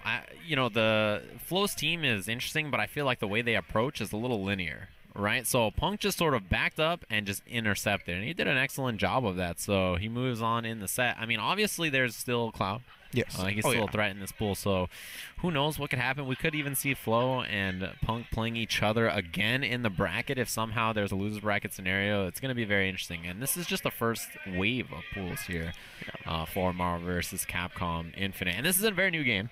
So no one knows exactly what could happen. People you feel might be favorites might not be that familiar with the game yet, so who knows? We're just here to enjoy it. And I think in the match we just saw, right, like when it comes to Jetta, I think he's a very strong character, but when it's on point against characters that are super fast and can control the space like Dante can, it's really hard, I think, to not put him on the support role. Yes. Like, you need a faster character, I think, a more mobile character, a character that's more effective at getting the hit, and then you can tag in Jetta, set up the pinwheel stuff, and really put them in situations that are hard to get out of. Yeah, I think that's what Jetta's great at. The pinwheel is one of the most effective tools at just forcing you to sit there. Yeah. And once you're sitting there, then another character can sort of work their magic and set up traps or go for mix-ups or whatever they want to do. And that's kind of, you know, what you're looking to do. And when Jetta's on point, his pinwheel is still really good. It just takes a long time to come out. Yeah, I think when it comes to point Jetta, I think he really needs Reality Stone, honestly. I think Reality Stone is a very good tool that lets him buy some space to get the pinwheel set up out, to go behind the air dash with. Because, again, his approach when it comes to, like, dashes or anything like that is very linear, right? Yeah. It's not any type of ground dash. You can't cancel it and start going backwards. You can't start freestyling all over the screen. He's like going you can. left or right. Yeah. There's not much to it. And it's at a very, specific height. Yeah, set height, for sure. So it's one thing that you got to look out for. But, you know, it didn't work out for Flo there. But his team is clearly very strong once it gets going. Yeah. That's what we saw about both the teams, in fact. We have a lot of interesting matches coming up. It seems we're going to see some Super Noon in a bit. And also Flash versus K-Brad. Wow. That is going to be, I imagine, very far in that pool. Punk versus Cloud will probably come up soon as the finals of that pool. Super Noon in the bracket. Yeah, I'm getting confirmation right now that it is winners finals between Flash and K-Brad. Very interesting match. I would probably lean a little bit more towards Flash just because I don't think K-Brad will have the matchup experience when it comes to Rocket Raccoon, Dr. Strange. No, it's a funky team. Even in the last game, both of those characters were not widely played, so there's not a lot of legacy matchup experience. With Dante, there's certainly legacy matchup experience. Gamora is new, though, so that sort of is something that K-Brad can lean on. But yeah, definitely interesting matches. And I underestimated K-Brad's Gamora at first, right? In that first game, it was really all Dante, so I was like, I don't know how much he actually knows how to play Gamora. But we saw him respond in the second game with a crazy conversion. So he has a handle on both his characters. She has some really cool loops that she can do out of the air. She does her jumping heavy punch, and then down heavy punch, she like stabs you and jumps, and you can cancel that and just do guns, guns, guns, and it'll carry you all the way across the screen. It's really effective. She can carry you very easily from pretty much anywhere to the other corner very easily, which is really effective. And then afterwards, the setup is going to be dangerous. Yeah, right. And even when you're on the other side of the screen, because of like the jump guns canceling into the jump guns, like she can get to the other side of the screen, making you block for a long time and get her partner a mix-up off of it because of the tag mechanic. Yeah, and her sword super takes forever. Yeah. So if you get forced to block it, you're basically stuck. Yeah, she has a lot of great tools because of that. The negating of the push block on the guns. The oh man, this guy's shirt. I'm enjoying that shirt. that is a great remix on a classic right there. Oh yeah, a classic shirt indeed, man. I haven't seen that shirt in a long time. Now that I think about it. Yeah, that's quite the remix. But when it comes to Gamora, right, it's just she is so overwhelming as a character because of how easily she can get in. And the lockdown supers because of the sword and everything like that. She's just really good at pretty much everyone. Right. She's very easily synergized with. I'm surprised at the 1-star Dragon Ball too. Just 1 star. Just a 1-star? Why not? Like, I don't know. I feel like all the other star combinations. Maybe the back are cool. of his shirt has the other 8. Yeah, maybe. All right. Itching for a fight. I don't know. It's weird, right? Strider against Captain Marvel. Hope you're up for this. Who will prevail? Ultron. This is a pretty popular team, I think. Yeah, Ultron, Captain Marvel, Gamora, Strider. Also, this is Clockwork true. Stream team. It seems like everybody's playing it. So, Brian Papa playing this team, and his opponent Higashi with interesting taste in apparel. Ready. Apparently, good taste in video games. Yeah. Marvel vs. Capcom Infinite, and looking forward to the other one on the horizon. But right now, we're going to get it started. Soul Stone. This is Reality Stone. Teleport tag with Strider. It's a very interesting setup, right? It's going to immediately put the tag character on the other side. Very tough to block when you're on the ground. But in the air, in that situation, wasn't too bad for Higashi to get out of. Interesting, too, that it seems like everybody who's running Clockwork's team is picking the same stone. Yeah. They're all playing Soul Stone. Alright, Graham's back to the ground, has the Legion. Tags for the mix-up. That is a really interesting idea. You're using the super for cover. Yeah, and because of the legions of animals, it's very tough to discern Gamora within all the robotic creatures. Yeah, there's just a lot going on the screen. You can't really tell. There's the bird, but useless. Useless bird. What are you doing? The animals chill for a second in this game. They have a little bit of a delay. Yeah, you need a real bird. You need like Hedwig or something, right? Like, where's an owl? Pick up. That was really impressive, actually, the dash, yeah. Splats back to the ground, the activation on the Storm, and uses the orbs to counter it. Interesting, but yeah, it gets clipped by the lightning. Coming down swinging with the orbs, though, just to really try to keep that Reality Stone at bay, but the jabs into the launch confirm. And tagged out Strider, actually, while orbs were activated. So, interesting choice for sure. Oh, reflects it, doesn't get the combo. Strider's back in, though. Yeah, and he actually has Soul Stone available if he wants to activate it. Decent amount of damage on that, and he's in a slight life lead, although has already used his Storm, as you mentioned. Oh, the pickup. Oh, that could have been a dead Gamora. Yeah, should have been a dead Gamora. Once the Shadow Super is going to activate Stone now? No, it seems like he's just holding on to it, so one of his characters dies. The Reality Stone breaks up the party. Sorry. And the air dash mix-up. Dead Strider. Still Soul available, so you can bring Strider back. Okay. Scooped her right out of the air. Where's the activation? I don't know. You can guard cancel it, and that was a push block city, but when that happens, you can obviously get some launches. Orbs and Shadow out. There's a lot of stuff happening on the screen. And Ultron picked up for it. You got to be careful. It's the thing, though, right? Because so many things are going on, it's tough to get a full combo, and he just presses the level 3, knowing he was too frisky. And this will be a dead character again. You know, the broken Matt Hardy level 3, delete everything. Gamora is down. What's next? Well, air dash mix-up works out again. No launch.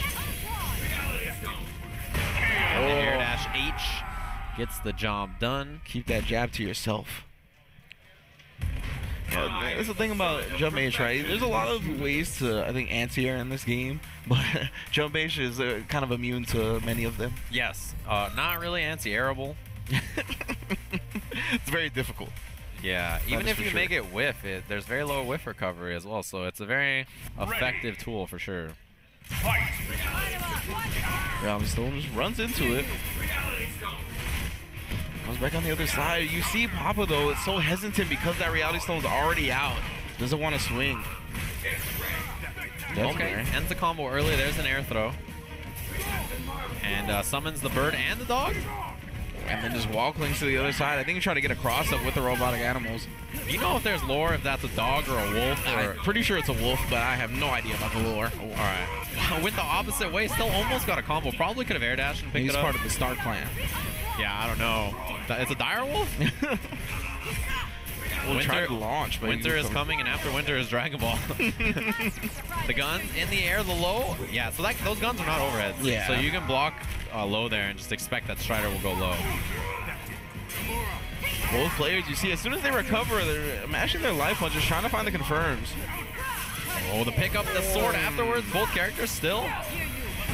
And tags in Strider. He's not sure what to do. He's like, I don't know how to help. Aaron Graham not going to catch Captain Marvel, but the tag into Gamora.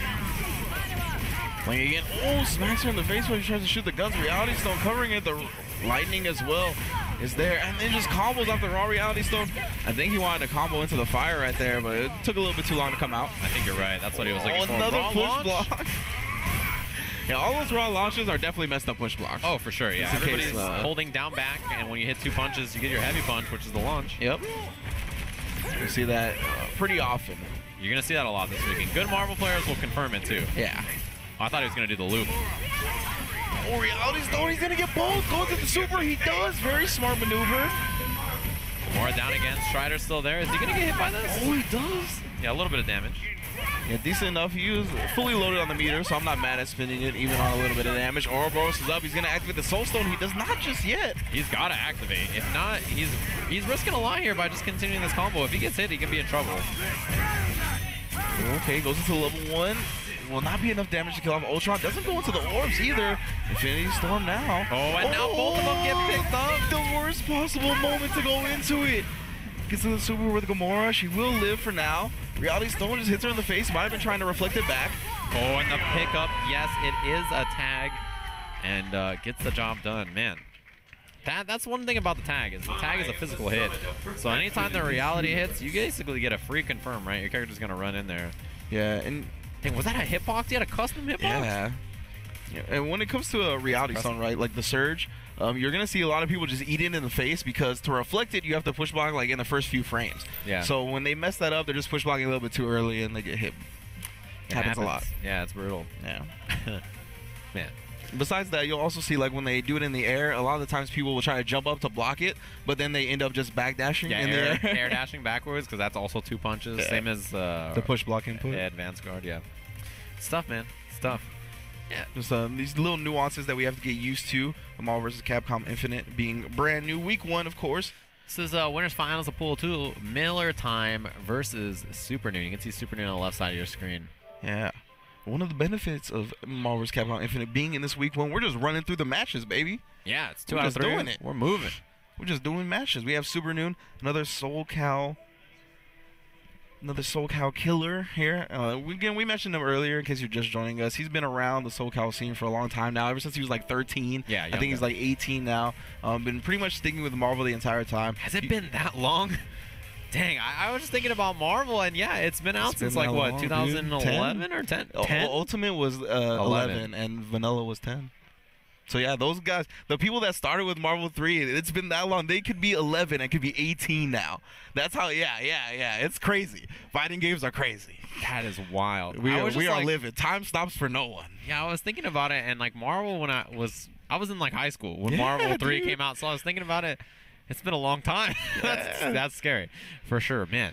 Marvel vs. Capcom 3 is an old game. It is. And he was a 0 player in that game. Started off coming around Super Arcade, getting his butt whooped, you know what I mean? But we all take our licks while we're learning fighting games, and he's risen in the ranks, a very strong Marvel 3 player. And now in this game, he hasn't picked up 0 just yet. He's a pad player. You sound like you're holding out hope. Yeah, well, that's what he told me. Oh, okay. As a pad player, he said that in the old games, right, he just assigned a button to light button and then charged it the whole time. Yeah, that was a pad cheater, right? Yeah, cheater. So, yeah.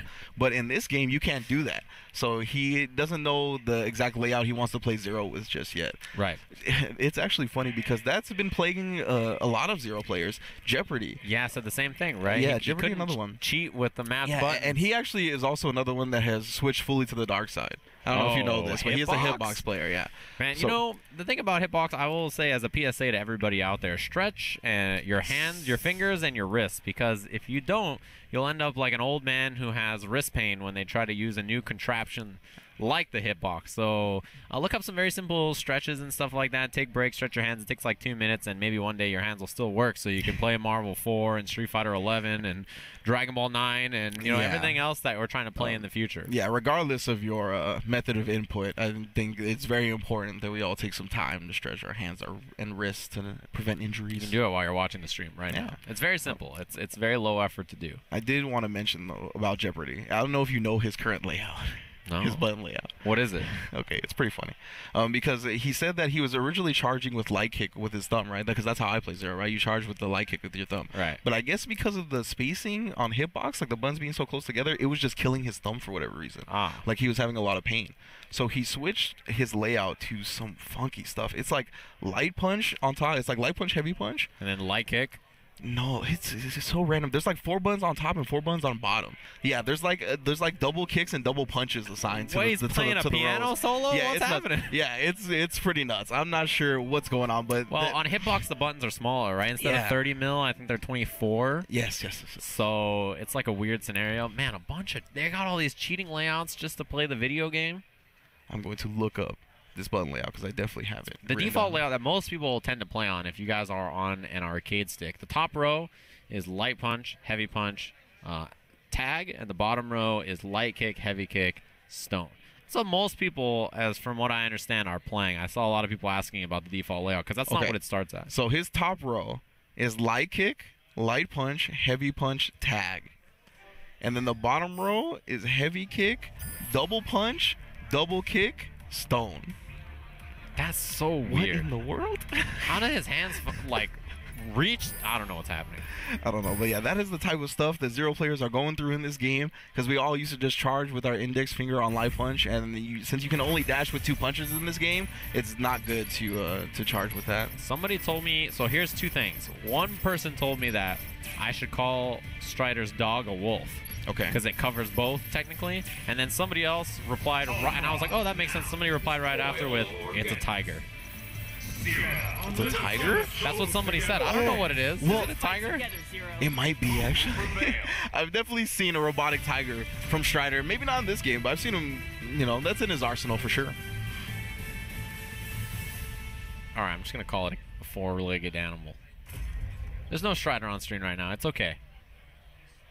It is an interesting team that Super Noon is rocking. Ultron Jetta, I think a lot of people are playing it. Effective, for sure. Miller Time we saw earlier with the X0 combination. Pretty common. Dunked him right out of the air, the pickup, but not a full combo. That's sort of unfortunate. The lightning to the other side. I think the freeze frame actually helped him block it. Super Noon calling that drone. Ultron does have his own assist. He doesn't need to do any tagging. Oh, missed it. I'm not sure. Maybe that was an input error, actually, and both characters do get picked up for it temporarily. Oh, again, just relying on that DP, man. Very sharp tool for Zeros in this game. And Super Noon, yeah, has been put on the ropes very early. Wow, the dash up hard kick. I believe that was just a mistimed push block. That's why he got hit. Yeah, there's the punish. And Miller Time's looking good here. It's going to get the launch. You're saying he's going to go into the level 3 with either character? No. Yeah, just wanted the reset. It seemed like not spending any resources. I'm surprised no spent to kill Ultron. The ult projectile actually spoiled the party for Ultron. Living on a pixel now. Super Noon does have Storm available. He's going to activate it. Going to the level 3. Oh, no. It was a little bit too late. Or a little bit too early. Yeah, and using those columns to try to lock him down. Super Noon trying to find some advantage. Oh. And that's a dead X. Oh. So Miller Time still has 0 with near full life. Also Space Stone available. Got caught low. Pinwheels out. Well, goes to a Space Storm. This is the only Space Storm he's going to get this entire set. Reflects it back, but there was only a little bit of time. When you reflect the Reality Surge back, it keeps the amount of duration it already has. It doesn't gain any new time. That was a straight punish on the beam from Super Noon. Still a little bit of this box time left. Good block. Oh, and he could have punished that. The Buster release off the lightning is not safe. Maybe not aware of it yet, but now we're back to the neutral here. Definitely a pretty sizable deficit for Super Noon. Yeah, and again, this is not going to do a whole lot of chip, but it's going to control so much of the space. But he ends up running into the pinwheel, and then he gets the overhead, and then the cross-up Super Noon. He's got to spin super. It's not going to kill him, but it will put him close to death. Just activates his second Reality Storm. Yeah, now he's going to be able to chip a lot. This is the bad news. The fire hits, pinwheels out. You got to be careful. The ice, the pillar, the button. There was just so much to look out for. Yeah, wow. That's how Z likes it. It was real tough to make it past all of that at the same time. Man, so Super Noon's going to advance. Oh, that's the first game, right? First game. 1-0. Jumping the gun? Sorry. You biased, SoCal. I am. TRB. Dude, Super Noon is like my son. All right? You know how long I've been whooping this kid's butt? Apparently a long time. Apparently. I whooped him in the first set we played in Infinite too. He'll probably beat me right now though. He's looking solid here. This is pretty deep in the pool. Oh, trying to chase down with that X, but Ultron too high, and then the fly cancel. That's something Super Noon is very good at. If you push block, he'll go into the fly cancel and keep that pressure on. You have to be aware of that option when playing against him. All right, Air Super here. Has the ability after to OTG. Sets out Ultron too. And the capture state again, but that was 2-in-1 combo, so it didn't trigger the whole thing. Yeah. Well, he could have just come down straight with the air dash and punished that fireball attempt. Got a little too... He should have kept it simple. Yeah. That was like the simple option, and that would have been probably the best option. You see those pinwheels from Jetta. A lot of durability on them. They cover a decent part of the screen. They just have a long startup. Absolutely.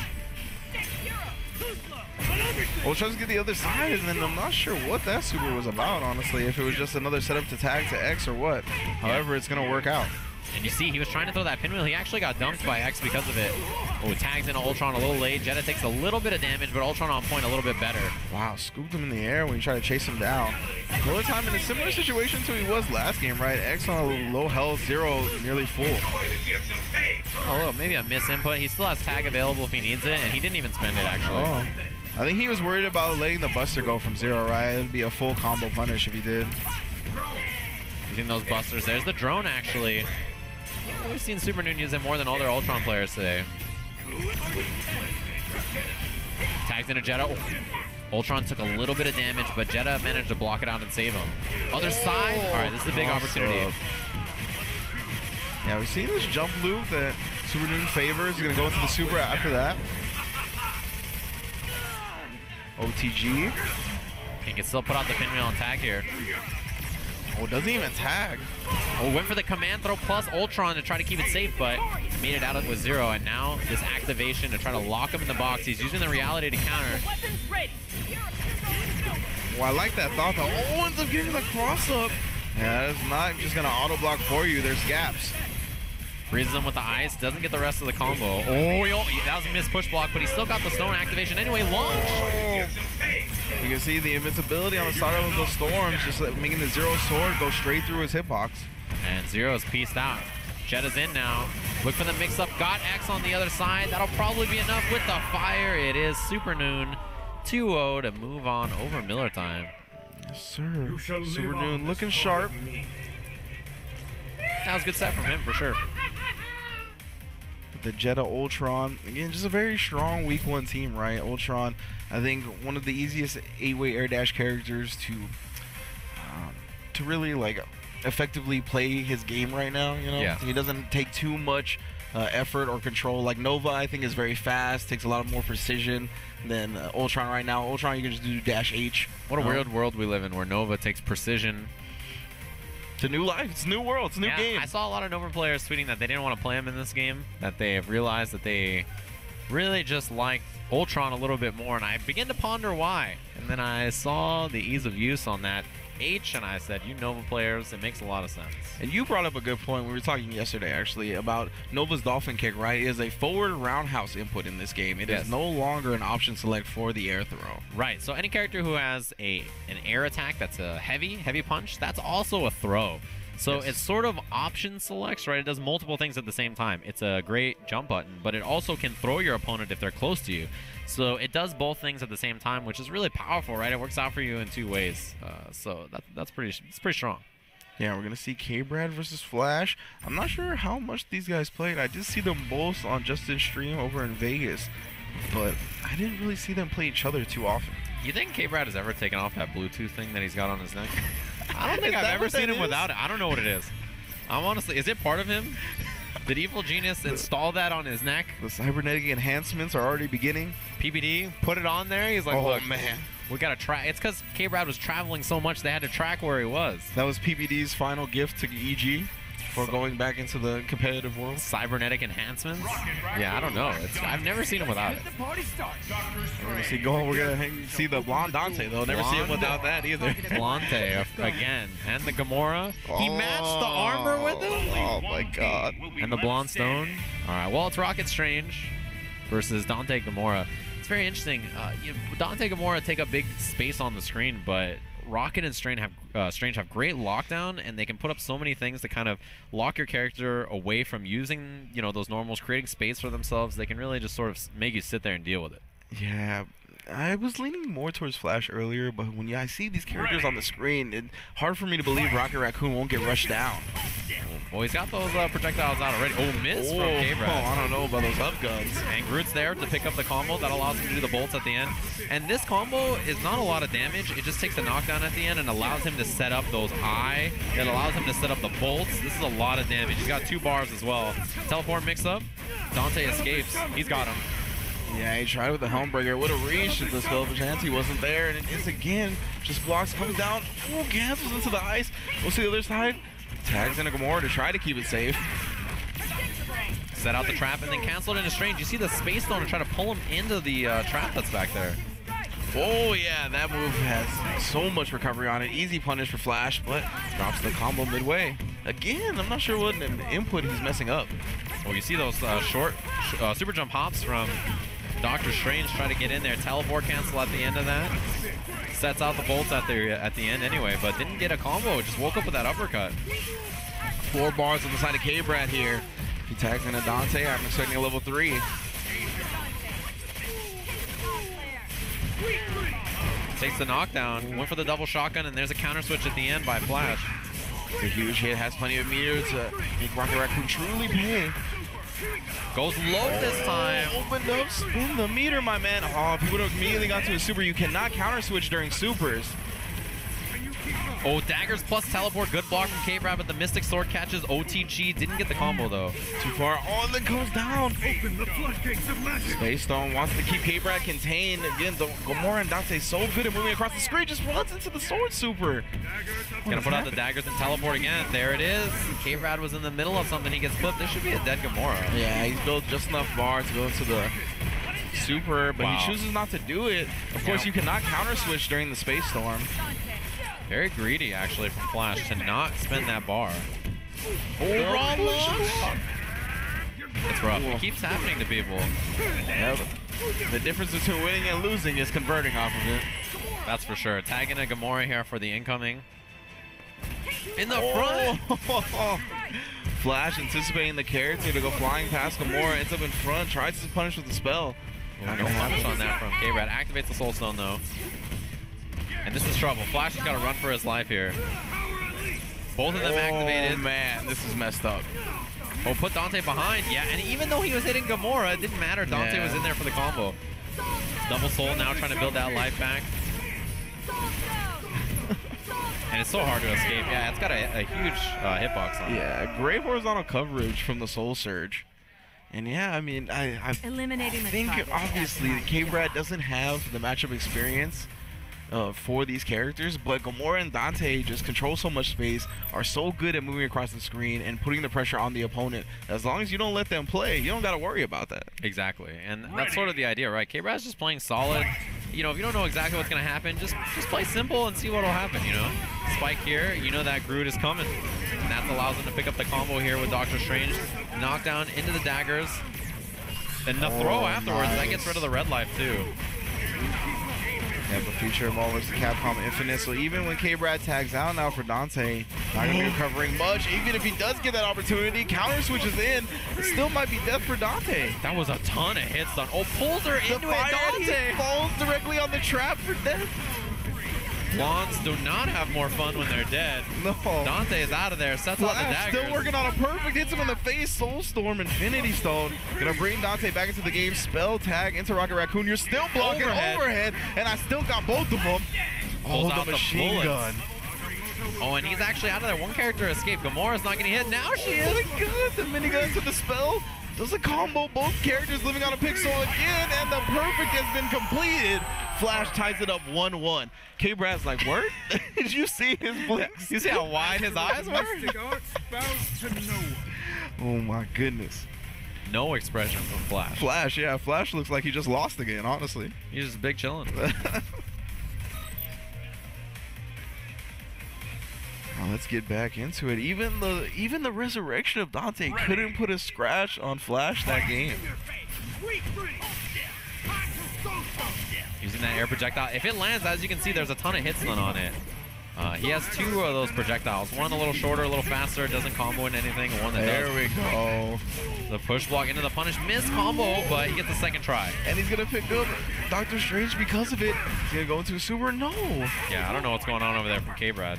Oh, he burrowed under the ground just to wait out some time. Oh, he actually jumped into the bullets there. Yeah, messed himself up. Oh, missed the combo. He's so little, actually. He ducked under the guns. Yeah, and you saw no push black from Flash right there. Good stuff. Wow, teleport backwards. He's going to be able to teleport here and pick up a self-combo off the bolts. 4 bars on the side. Oh, the double mix-up. Other side. That was so good. Tags into Rocket Raccoon. Yeah, he had the daggers and the Brutus is still the bolts. Wow, and then the spell to finish it off. That will be a dead Dante. What a combo from Flash. That was crazy. The daggers and the eye. Yeah, 3 bars after that combo as well. Available for him. Ooh, DP stuffs the bolts. Wow, K-Brad kind of figured out a combo there despite the box's limitations. Uh-oh, she's going to get picked up now. Activates. And Dante's behind that. Wow, Space Stone pulled them back together. Oh, the Minigun Super, he actually managed to tag Dr. Strange back in and not get punished. Ooh, had them both for a second there. Didn't get the combo, though. The throw is tagged while both characters are out. And then Dante ends up getting a ground throw. He can combo off that. Gamora blocks, and then Dante had the ability to punish because of it. So both characters for K-Brad still alive here. That mine is out, but he just moved right past it. If he can complete this combo, this should be a dead Strange. When it is, this is great news for K-Brad. Remember, his Dante was dead, but that Soulstorm activation has him back in the game. And he's brought him in to deal with that Rocket Raccoon. The hammer has been found. Are we going to see a level 3? We do. Should be close to finishing off Rocket Raccoon. Not enough. It was such a short combo from K-Brad. Puts him in the box again, but yeah, 5 of the S Reigns. Ooh, and the last one tags him in the face. That is not a tool you have in your arsenal, Rocket Raccoon. I am sorry. Yeah, didn't have any traps out, any way to get in there. The Space Stone, not a bad idea, right, to lock him down. Why is Joey D wearing a scarf? Oh my God. I actually couldn't even finish my thought. I just got so distracted. Ugh. Did you see what he did after that? No. Oh, you didn't? No. Oh, you. What happened? You were spared the true nightmarish tongue action from young Joey D. Oh man, that's well. Yeah, you thought the scar was the scarf was disturbing. You know, our friend here, Higashi, on the right side of the screen, the shirt representing. He's asking where Dragon Ball is, but he's in the winners finals of his Marvel pool. Oh yeah. I feel like there's a pattern between asking for another game and then still attaching yourself to Capcom's products. It seems like no matter how vile the words are, the eyes and the hands are still somehow in the end in winners finals of the Marvel pool. Okay. It's a weird world we live in. Oh yeah. Play what you enjoy. Absolutely. There's so many fighting games out right now. There's definitely something to wear your whistle on, no matter what your taste is. Yes. So it looks like they're setting up still there on the stage. I missed the tongue action.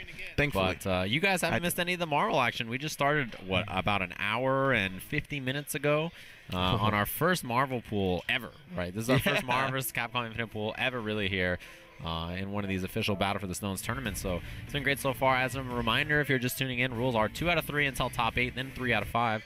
So lots of Marvel action coming up. This is just the first pool. We'll have. I believe the winner cannot change stones, but they can change order. Right. Easy hypers and auto combos are up to the player's discretion. Exactly. Yeah. So you can decide whether or not you want to use them.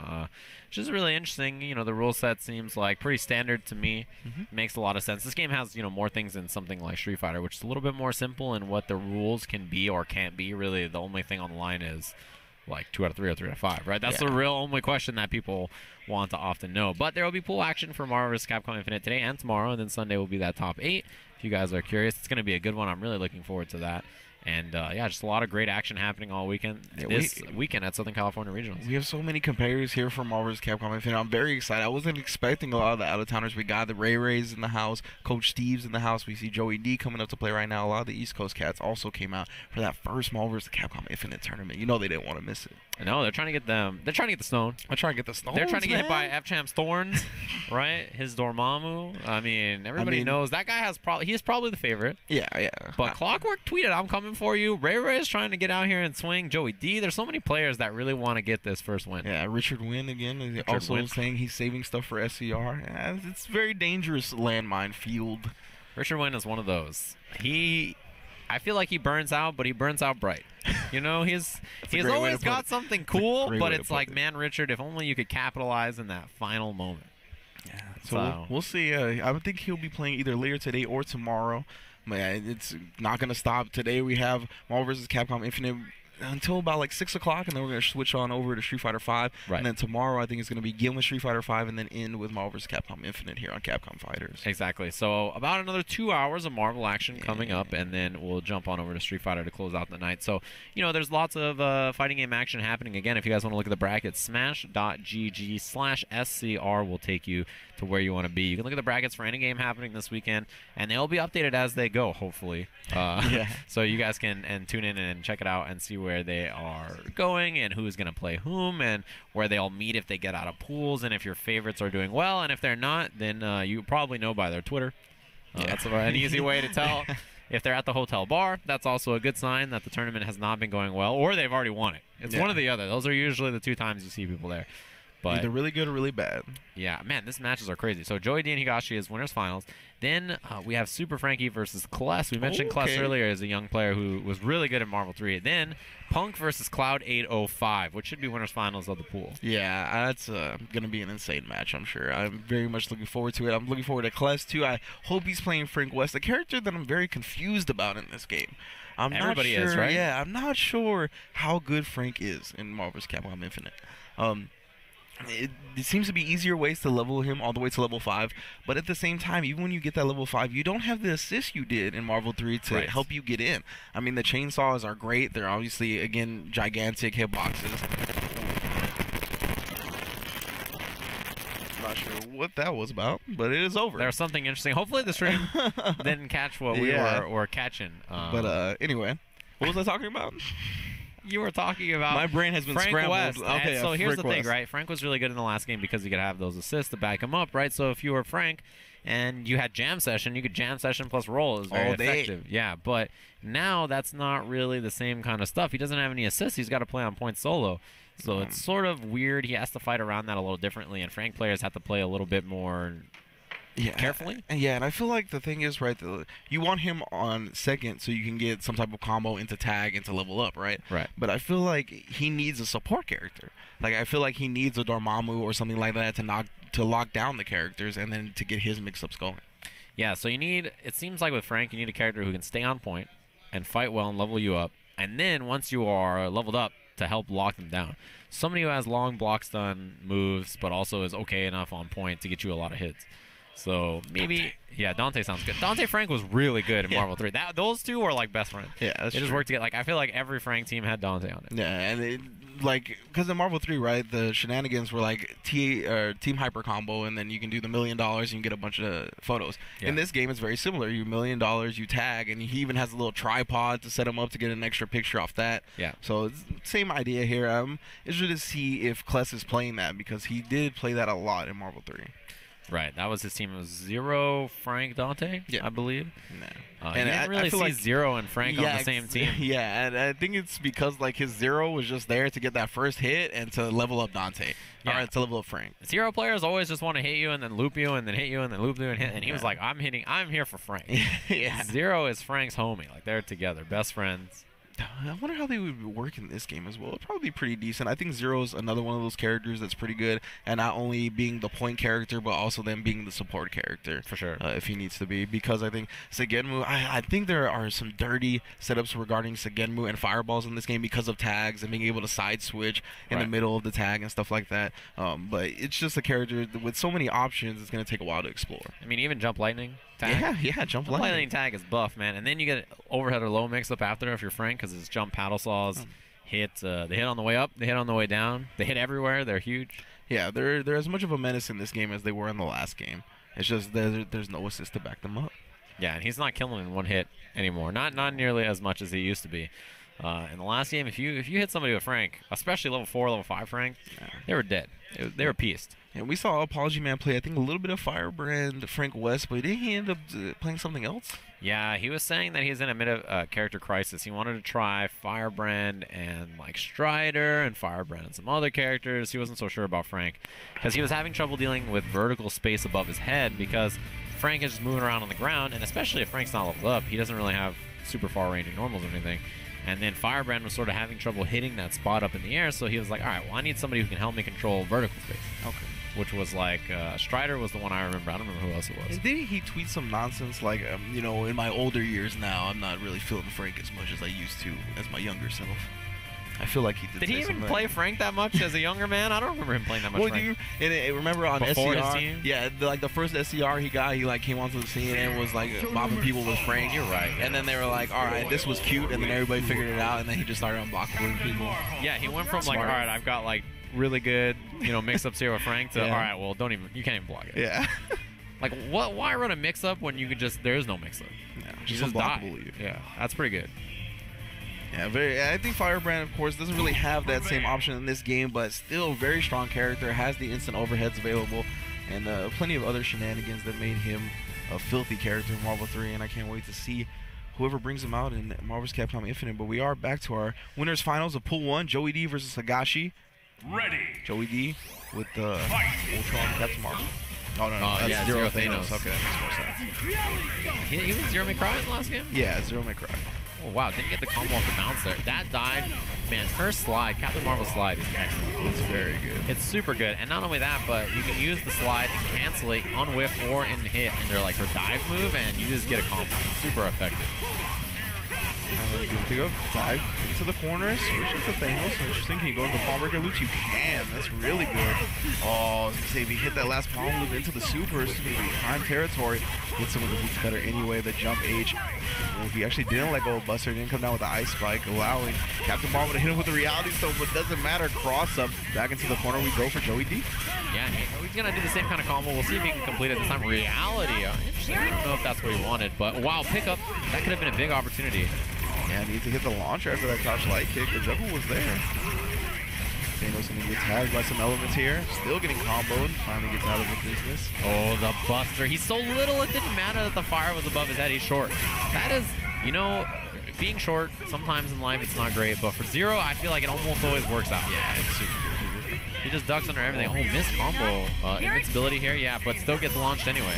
Yeah, and I feel like we haven't seen a whole lot of raw busters in this game. Oh, great cancel into the super to avoid the fire element. That was great work from Joey D. Oh, he missed it, and Joey D was already popping off. He was doing real-life Thanos combos. He was about to hit him with a palm breaker loop off the stage, but didn't get an opportunity. We had Joey D looking more comfortable in here. I saw him. Oh. Yeah. I saw him talking about how he was in like the 13th rank hell of Gamora and Ultrons and he couldn't get out online, but he's doing just fine offline, taking the first game here in the winners finals of Pool 1. The internet's a dangerous place, man. It is. I'll tell you, the internet is rough. It's very scary. People out there are hard to deal with, that's for sure. So if you're losing out there on the internet, don't feel too bad. See, Joey D can't get out of rank 13, but he's in winners finals of his pool. This can be you as well. Oh, the Buster actually just sailed past Captain Marvel. She tagged in. Oh, but yeah, the raw Buster there. We haven't seen too many of those hit, but it does give him a wall bounce full combo. Just as good in this game as it was in Marvel 3. Really. Dang, the dust loop. And there it is. Break. Yeah, you got 3 repetitions of that. That's pretty impressive. Reality for the setup after empty low. Oh, the command dash down low. Another mix-up that's as good as in this game as it was in the previous. Yeah, so tough to deal with. Man, all right, he's going to be able to spike here. Same combo we've seen over and over, right? This palm breaker loop. Yep, wall bounce into the palm breaker loop. Oh, dropped it again. Well, it's early, but you see the idea. Yeah. Does great damage, and then he usually tags back into Zero as well. We're seeing it hit his idea right. Again, another support type character. Zero's going to get the first hit. He's going to tag into Thanos, get some damage, and really just set up for Zero to come back in and mix you up. Ooh, the counter switch. Both characters get clipped. So much damage on that Super 2 OTG as well. Captain Marvel still dealing with the pressure. Cancels it. Oh, let's go of the Buster. Man, Ultron in big trouble now. Activates it, but he's in trouble still. So low on life. He's got the storm. He's got to make this count. Yeah, he tried to let the Buster go away. He can't get far from the lights. Finally finds it after the fire element hooks him out. All right, we'll see what Joey D is going to do here. Activates his own storm. Yeah, you can see there is invincibility, but you can meaty him still. Hit a button there. Goes to the other side. The lightning strikes from above. And that'll be that for Joey D. He moves on 2-0. Yeah, good stuff. By my hand. Making it out in winners of his pool. Joey D Yeah, he's real happy about Thanos, huh? from the Midwest, rocking the scarf. Yeah, Higashi out of here. You know, I don't know if you gonna ever hit seen. the hyperbolic time chamber. I don't know if you ever seen Joey D's regalia, but nowadays it's pretty hilarious. Once he got sponsored by Circus, shout out to Circus for sponsoring Joey D. Okay. But like once he put on the esports jersey, in addition to the bandana and the scarf, and then he's always got like the basketball shorts with the chancletas on. Woo! Wow, you're right. He Yeah, he definitely does. does. He I just definitely looked does. over. Yeah, I'm not joking. He's about to get off the stage. This is gonna be graceful. That was impressive. That was. Yeah, that wasn't bad. Yeah. He got off the stage. I was pretty impressed. It was a nice little hop, and he just got right out of there. Just right into giving Hanzo Gonzo a noogie. I like that. Okay. Yeah. But thanks for joining us for Marvel vs. Capcom Infinite Pools. We have 2 more hours of pools coming up. We're going to have a short break, swap me out for someone else. You're staying on for the marathon, and we'll have more Marvel vs. Capcom action when we come back.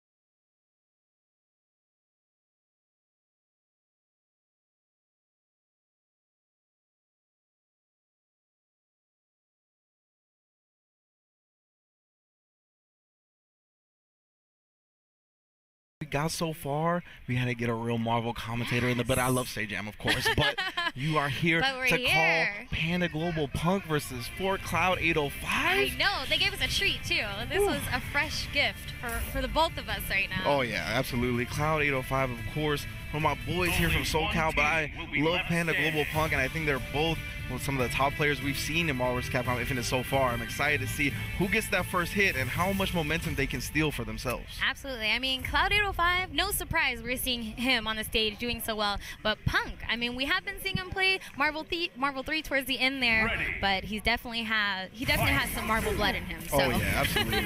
I feel like all I've seen him talk about since this game has come out is Marvel vs. Capcom Infinite. Isn't it beautiful? And Dante is his boy, so I am fully expecting to see plenty of Dante action from both sides. I think these two are actually going to have a rivalry over this game's life about who is a better Dante. And this is where we're going to start it. Yep, in the corner now. Ooh, dangerous situation, but nice anti-air into the switch. Yeah, you're going to see a lot of that from Cloud. Very favorable of the DP with Zero because of the tag mechanic in this game, allowing it to be a much more safer option. Here's finally a solid hit, but again, that counter switch. We're getting the DP. You see it constantly. It's a very good when Zero tags in as well to break up combos. Oh, tries to swing. I think he wanted either to punish the push block or the tag in. Either way, it was just out of range. Alright, got the soul gem in the corner now. He's brought Dante back to life because of it. Still playing a little bit too wild though. Yeah, the beginning stages of this game is going to be a lot of feeling out the neutral. Oh yeah. Figuring out, but they're still looking good. I'm surprised Cloud didn't let the Buster go after the side switch on the command dash. Oh, tagged after the ice spike, but just avoids it. Punk taken to the skies with Dante. Ooh. Trade. Ooh, I didn't think he thought he was still available to OTG. Wow, the DP coming out again from Cloud. This is something he favors a whole lot. And then this again moves zoning so much space control because of the added Buster release on Fireballs for Zero. Oh, but there's a solid hit on both characters on top of that. But even now, Cloud's already close to getting Soul Gem again. Oh my goodness, yeah, that's a great point actually. If Cloud can activate a couple of Soul Gems here, build some more meter, survive and take a little bit more damage, he could get Zero back in this game. He's gonna need an offensive Soul Stone though to activate it. Oh, he's got it now if he can survive. He's not going to. That was close though. Strong first game. Punk looking very solid. And I think right now it's just a matter of finding out how to get those solid hits. We saw a ton of trades, a lot of back and forth, but you know, we're gonna see more. For sure. I think that's absolutely correct. When it comes to Cloud, I think once he gets the hit, he's actually one of the best players at this game already. But in the neutral, he's still got some work to do. He's still got some things to figure out. Yeah, we're not training mode anymore. We're officially in the heat of battle. Punk started early. Ultron capture stage, gonna give Dante some time to think about what he wants to do. Bring it back down, double hammer up. Oh, and he just hits him with the overhead. We've only seen Flo hold up out of that reset. Everybody else is just holding down back and getting clipped. And trying to use a counter switch actually didn't pay off for Cloud. Certain situations, that counter switch is much better when you're getting comboed in the air so that your character can come out on the floor. You might be able to save them. You gotta be careful. Yeah, absolutely. Punk working on a perfect, another straight up solid hit in the corner now. Here's the setup with the ball, but gets out. Nice. And this is no Marvel 3. You're gonna have to do a lot of work for this comeback. Cloud already down so much health. Counter switches in. Doesn't want Zero to die. Both characters living with such little life. Yeah, and Punk full health on the other side. Okay, there's another switch. Getting a little bit of damage on Dante, but there's the hammer. Punk is always ready for that counter switch. Yeah, both players swinging, not scared whatsoever, but Cloud can't really afford to play that game for much longer. Finds a solid hit for the first time in this game. Yep, needs to be careful though. Yep, he had the 2 bars, just got it. Went for the counter switch. Oh yes, he went for the instant command dash down for the low. Opens him up, still getting both characters. Yeah, you can't keep going into the ice after you get the bounce once. Oh my goodness, I was just going to talk about how Cloud was catching up. And look at this, he needs to activate that stone as soon as possible. Oh, very smart from Punk, activating his instead so that Cloud could not revive Dante. Is he going to be able to survive long enough for him to use his storm? He's not going to make it. That's Chip right there. That's Chip. Yeah. Oh, the push block. And he finally got taken out. Wow. Yeah, the advancing guard was letting Cloud live for a little bit longer, but great usage from Punk right there. Even when he was in Sagenmu, filling the screen with projectiles, knew he had the Reality Stone, knew the lightning tracks, not a big deal, just mash it out. As soon as he get that first hit, it was all Punk. Man, that was very interesting. Punk, I'm not sure how far along that was. That was winners finals of their pool, yeah. So he actually made it out going into top 32. Punk's looking good so far, but at the same time, we are in 2 out of 3 Marvel right now. We are in 2 out of 3 Marvel. It could have been an extremely different situation had there been a third game there. That's another aspect that the players have to fight against. Absolutely. And that pool not only contains those 2 killers, Punk and Cloud, but also Flo is in that same pool. So most likely the losers finals will be Cloud 805 versus Flo, as if he didn't get bopped earlier by somebody else. I think he did, actually. Oh, really? I think he might have. Okay then. Maybe not. I believe so. Yeah, our next match is going to be Olaf Redland versus Haro. Of course, Olaf, SoCal native, longtime fighting game player, quite the scientist, likes to break down pretty much every fighting game when it comes out. Oh, Flo is still in. But yes, he's waiting in losers finals. Okay, all right.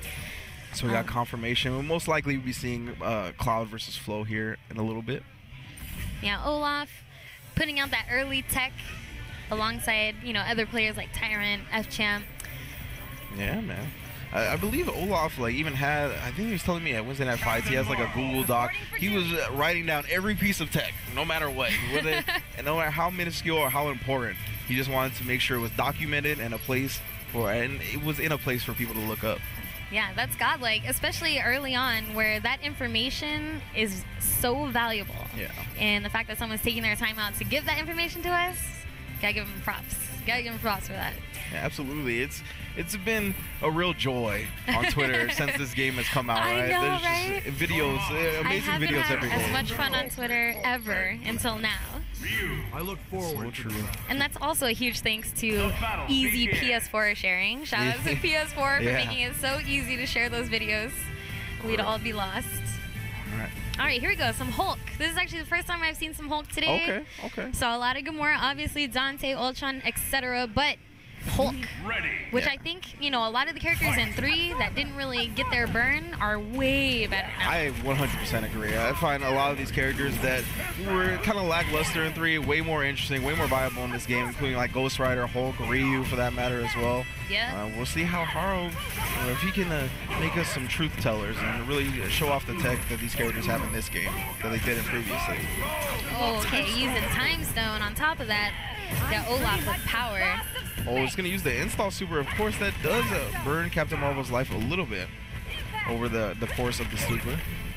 Slide using the advancing guard. That's something you got to be super aware of when playing against Captain Marvel, right? That slide will clip legs all day. You gotta be careful. Nice reflect on the fireball. Nice, catching him in that full screen loop. Very clutch, very clutch. Got some good damage and the cross up with the dark matter. Nice switch. He still has install super. Ooh, good defense on the cross up. Yeah, just into the beam super. Oh, that's huge punish on the whip. Yeah, I'm not sure if he really wanted the launch or was just trying to push block. Either way, get into the bed of thorns. What's the mix-up? Oh, just barely gets out. Going back into the dark hole loop, even on blocks. Trying to set him up for that. Oh, that's going to go right through. Oh, I caught him. Psych. What do we know? This is infinite. Yeah, fireball to the face. Forget what you heard. Forget what you know. This is new game, new place. Yeah, Time Storm is available for Haro at this point. I would like to see him activate it. Oh. He is definitely playing a straight-up Street Fighter game right now with Ryu. Yeah, in the game where you're trying to play Street Fighter against Dormammu and Captain Marvel. Yeah, new realm. Same character, new realm. Completely. There we go again. Full screen. Dark hole loops. Nice defense on the fish hook. Huge whip again. I think you're right. He's trying to push block. Yeah. And he also has the Bed of Thorns ready if he ever wants to bring Dormammu back in. Oh, slid right under the fireball. Very cheeky. And that's going to be game 1 for Olaf. Looking strong. Oh man, that was the most Street Fighter thing I've seen all day. It was Ryu, ordinary guy, chucking the fireball, straight slide under. That can happen even in Street Fighter, but Captain Marvel will make you pay way more than any Street Fighter character will. Absolutely. Oh, it's so good. You guys have no idea how excited I am to show up to a major and have everybody answering Marvel, playing Marvel, talking about Marvel. It's a beautiful time to be alive, you guys. Absolutely. Beautiful time. Here we go. Down from the skies, but yeah, no follow-up. Has 2 blues and 3. Bed of Thorns is ready, and it's going to actually come out after that spell. But that's the thing, when you tag out Dormammu, right, it's actually always, the character always gets pulled towards Dormammu. So even when he gets tagged out, it's going to go towards that side of the screen. Exactly. Tag again and just staying away, keeping a space. Very nice flying right off of the ground. I love it. Okay, here is Hero's chance. He's got him in the corner though. He needs to keep the pressure. Ooh, that teleport. Very fast. Yeah, quick teleport out. Dark Hole loop again. All right to the fly overhead. Doesn't confirm for the full combo. Haro trying to do the Gamma Crush. Not going to happen. Interrupted in time. Burn to Cinder. Chaotic Flame does do decent amount of damage when you're that close. Of course, Beam Supers in this game do less damage the farther away you are. Oh, got the armor up on Captain Marvel. Ooh, interesting that the heavies blew it up. So follow up, yep, bring it back down. What's the reset going to be though? It's a lot of scaling right now. Oh, nice defense, just snuck to the other side, but still staying on his tail. Yeah, that was a great cancel off of the slide into the fly. Keep the pressure on, playing around those advancing guards so well, and Olaf takes it 2-0, super clean. And right, it's all about, when it comes to Marvel, it's all about playing around that advancing guard, right? You see Olaf, a veteran of the game, is using that flight cancel. I've seen Super Noon do it a lot with Ultron as well. You see FChamp do it with Captain Marvel, Dormammu, Ultron, everybody. When you get that push block and your opponent is vulnerable, you just cancel in the fly, get right back in there. So good stuff from Olaf. Yeah, this game's going to be all about your reactions, all about reading your situations, figuring out how to not keep your character, in too long. Because when I was, playing and, getting a feel for the game, and then I got to watch a little bit of NLBC, a little bit of Wednesday Night Fights, if you're leaving your character in for more than at least like 5 or 6 Marvel seconds, you're doing it wrong. Yeah, absolutely. Every string should lead into something, pinning you down, into attack, every single time. So far, from what I've seen, that's been the most effective options in neutral, but it's wild. It's really wild, and it's really fun. So. Yeah, the tag function is what this game is built around, right? And every character can take so much momentum off of a tag, whether it be like $1 Million Super, right? Whether it's on hit or block, you tag. What, were they getting friendly or what? Yeah.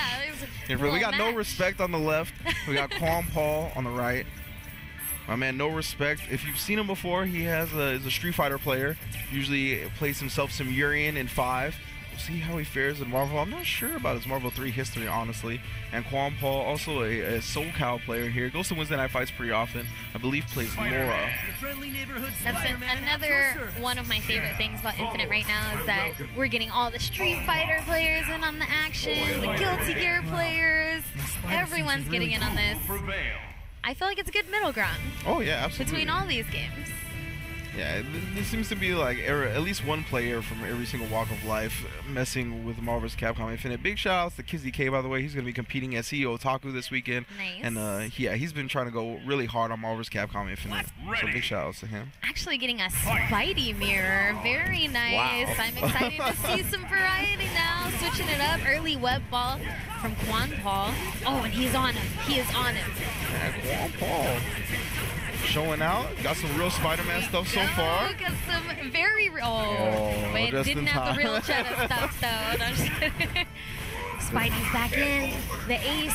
Oh yes, and he interrupts that Ultron Super. My man, this is his neighborhood. Quan Paul working on that. Oh wait, was this a? Oh come on, fam. Was it? He's already like, man, I don't even know what's going on right now. I just think No Respect is lost in the sauce. I don't think he's complaining. No need for yeah. Super. Oh, into the web throw from Spider-Man. Yeah, that was the reset attempt. Nothing doing there. From the other side, chases him down with Spider-Man. Yeah, probably find the full combo. That's something we're going to see a lot in these pools. And of course, week 1 of the game, not everybody has their BMVs fully in tuned in their muscle memory. It'll only be a matter of time before that changes. Alright, getting a hit on Jeddah now. Yeah, but he's not delaying his air series, so he can't get an easy launch afterwards. Also, No Respect, not really using Reality Stone at all, which would definitely help him out right now with Swamp Paul's mobility. Oh, just wake up with it. All we right. just do it. Yes, that is the Marvel way. We've got this. Oh man, no respect, no reality stone, no life. He's like, should I even play this next game? I don't know. He's considering it. It's okay. It's only 2 out of 3 right now. You're fine. I was gonna say, you don't have to get that ass whipped for too much longer, you know? I promise. Because we're gonna see Quan Paul and no respect. Yeah, they definitely seem very familiar with each other. No respect. Just kind of jabbing at Quan Paul. We'll see if he can survive the Spider-Man onslaught, because he definitely did it the first time. There we go, using that reality stone. Yes, put it on the screen. It's so good. It hovers for so long. Like, yeah, using your Stone Surge is important, but when reality, it's even that much more. It's such a powerful neutral tool. Well, and when in this early in this game, where people are not very good at reflecting it back already, it's so strong. I've definitely seen people attempt to go for that reflect push block and get hit and then die. Yeah, So, exactly. although it's a great mechanic, great option, you need to make sure you have it on point first.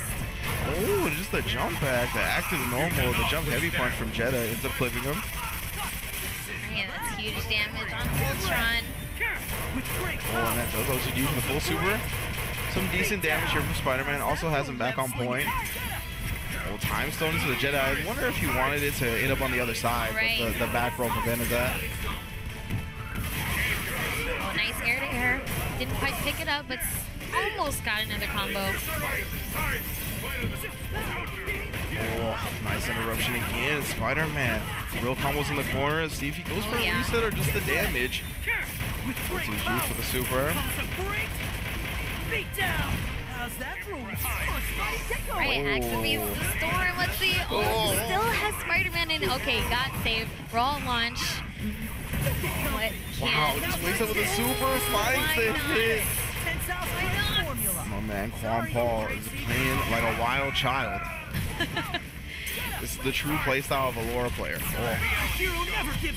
Hey, there's no respects chance. Or not. Spider-Man Stone Storm activation cracks me up. The animation's too good. Oh, and then throws him into the wall. For the win. Damn, no respect goes down 2-0. Looking at the screen like, damn, I don't know how to play this game yet. Yeah.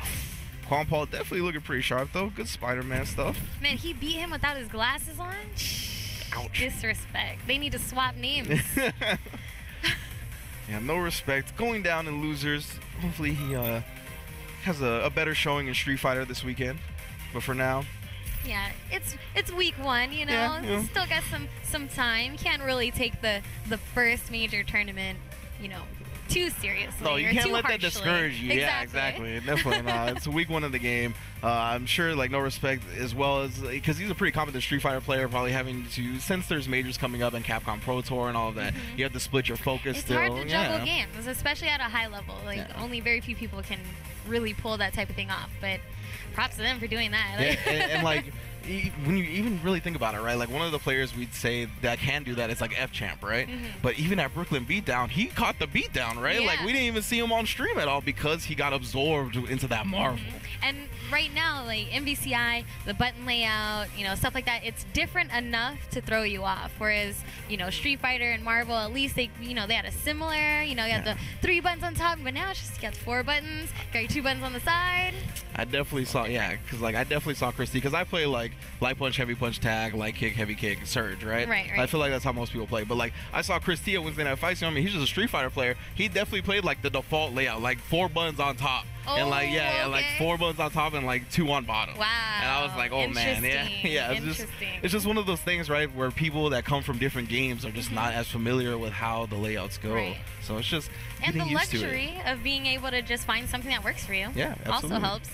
I pretty much play the normal layout, but I have my stone and my switch swapped. I know plenty of people So that it's kind do of that. like assist 2 and then like heavy punch. So I mean, it's working out for me so far, but yeah, I saw like when Flash was training at Justin's, right? I saw him actually during some specific combo, he wanted to change those 2 buttons because he kept tagging when he meant to stone. Yep. So it's definitely, for some players, it's just natural for it to be the other way, and it's not hard at all to change it. yeah. Good stuff. I like the general setup of MVCI right now. Like, you can change your buttons from the screen. It's pretty convenient. So, and now you get to like peek at what people are switching their buttons to, see what they got. And you can also, of course, with the Battle for the Stones official rules, you can change your order if you still win just by holding that assist button when the next game comes up, or the tag button, I should say. Excuse me. So yeah, very excited to see how Marvel vs. Capcom Infinite progresses here at SoCal Regionals 2017. So many hitters in the building. We've already seen Punk make it out of his pool and winners. Joey D already make it out of his pool and winners. Flo and Cloud still have to play to see what makes out on losers. There's Ray is in the building. Coach Steve in the building. Filipino Champ. ChrisG. Yeah, it's packed right now. It is definitely packed, and it's super hype.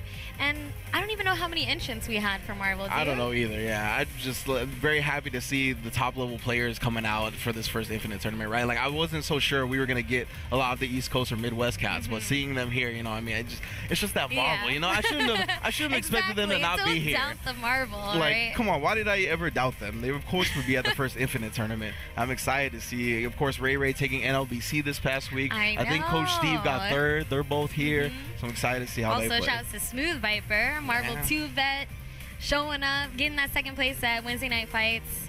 I think Clockwork won. Clockwork won Wednesday Night Fights. Smooth Viper for NLBC. Yeah. I believe there was also like a Mash Fest tournament that No Life won on Tuesday. So, you know, people are blowing it up right now. I'm liking, you know, seeing who's, you know, taking the local W's early on, because I think it's setting the tone. And to be honest, even I'm looking at their gameplay right now to see like how the meta is right now. And when it comes to the weekly tournament, right, these are the players that are getting the tournament experience first. Exactly. Like, they are going to benefit from that just because they're going to be able to play this game in a tournament environment when a lot of other people can.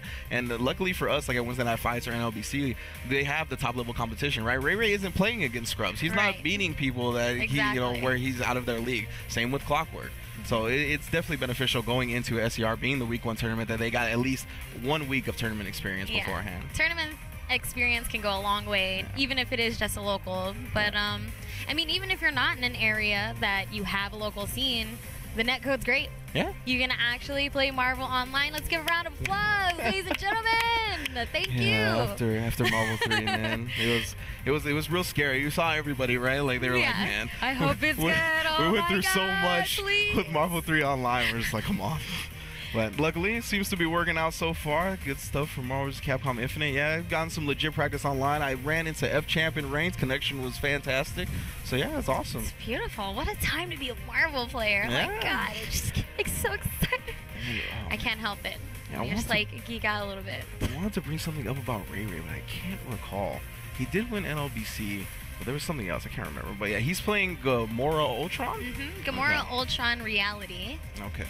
Which is pretty much almost my team, because at first I was seeing Gamora Dante Power, and then I switched to Gamora Ultron Power. But that Reality Stone, man, it's just so good, at least right now. It's neutral in a stone, right? Like, it's so handy in the neutral game. You can, and I think it buys a lot of time for certain characters, right? I think Zero is really good with Reality Stone because you can charge your Buster, just do Reality Stone, charge Buster. I think it's really good for characters that have projectiles to follow up the Reality Stone, like a Dante, right? Like, you can do Reality Stone in the air, airplay, right? Super durability on the charged up airplay. Reality Stone definitely week 1 most powerful, just straight up surge, 100%. For sure, and it's an equal mix, because I feel like some of the other stones, like the ability versus the storm, is either, you know, all offense, all defense, or something like that. But the Reality Stone, it's a mix of both, pretty much. So you got the Reality, you know, the Fireball, it's like slow pace, hovers, less durability, and then the storm, you pin them down, open them up. And me and FChamp were talking about this earlier, right? Like, we saw this in NLBC. The Storm is one of the closest thing. It's probably the closest thing you have to an X Factor cancel in this game, because when you activate Reality Storm, obviously with any stone you get some invincibility frames, but you can't immediately act. So usually the opponent still gets to take their turn. But with Reality Storm, you can mash that crouch light kick for the ice, and then even if it trades, you get the full combo. So, yeah, Reality very strong for week 1. And the elements that come out of Reality Stone come out a lot faster than you think. too. So it's like, you would think, all right, I'm getting hit, it's not gonna really come out. But no, if you got that button in just in time, it is definitely happening. And we have some more competitors stepping up to the plate now. Looks like it's gonna be Bushido Brown versus Spoons, according to my information. We've got spoons, we've got knives, we've got the whole Yeah. kitchen sink in here, you Man, guys. did you actually see Knives' match? I did. Okay, yeah. So I was really interested in seeing how Knives was gonna play because in Marvel 3, right, he was one of those. He had a team that was like all about the point character, right? He was a point character backed up by 2 very powerful assists.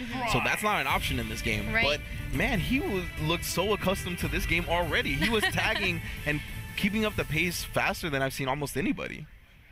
Yeah, I think that's going to be the biggest factor moving forward. Just being able to utilize those tags, those switches. Oh, So- and the bolts are so good in this they game. are. That full screen confirm. So beautiful. Ooh, getting early hit, but got the Thanos mirrors now. Big bodies. Yeah, a little bit slow, but they got the teleport. Gets behind them. Oh, just And goes happy through it. birthday? Okay. Yeah, only has Doctor Strange now. Thanos has made his way out. Gets the ground throw. It's going to take away his red life. Yeah, and I love when people start using all of Doctor Strange's madness because he has so much stuff now.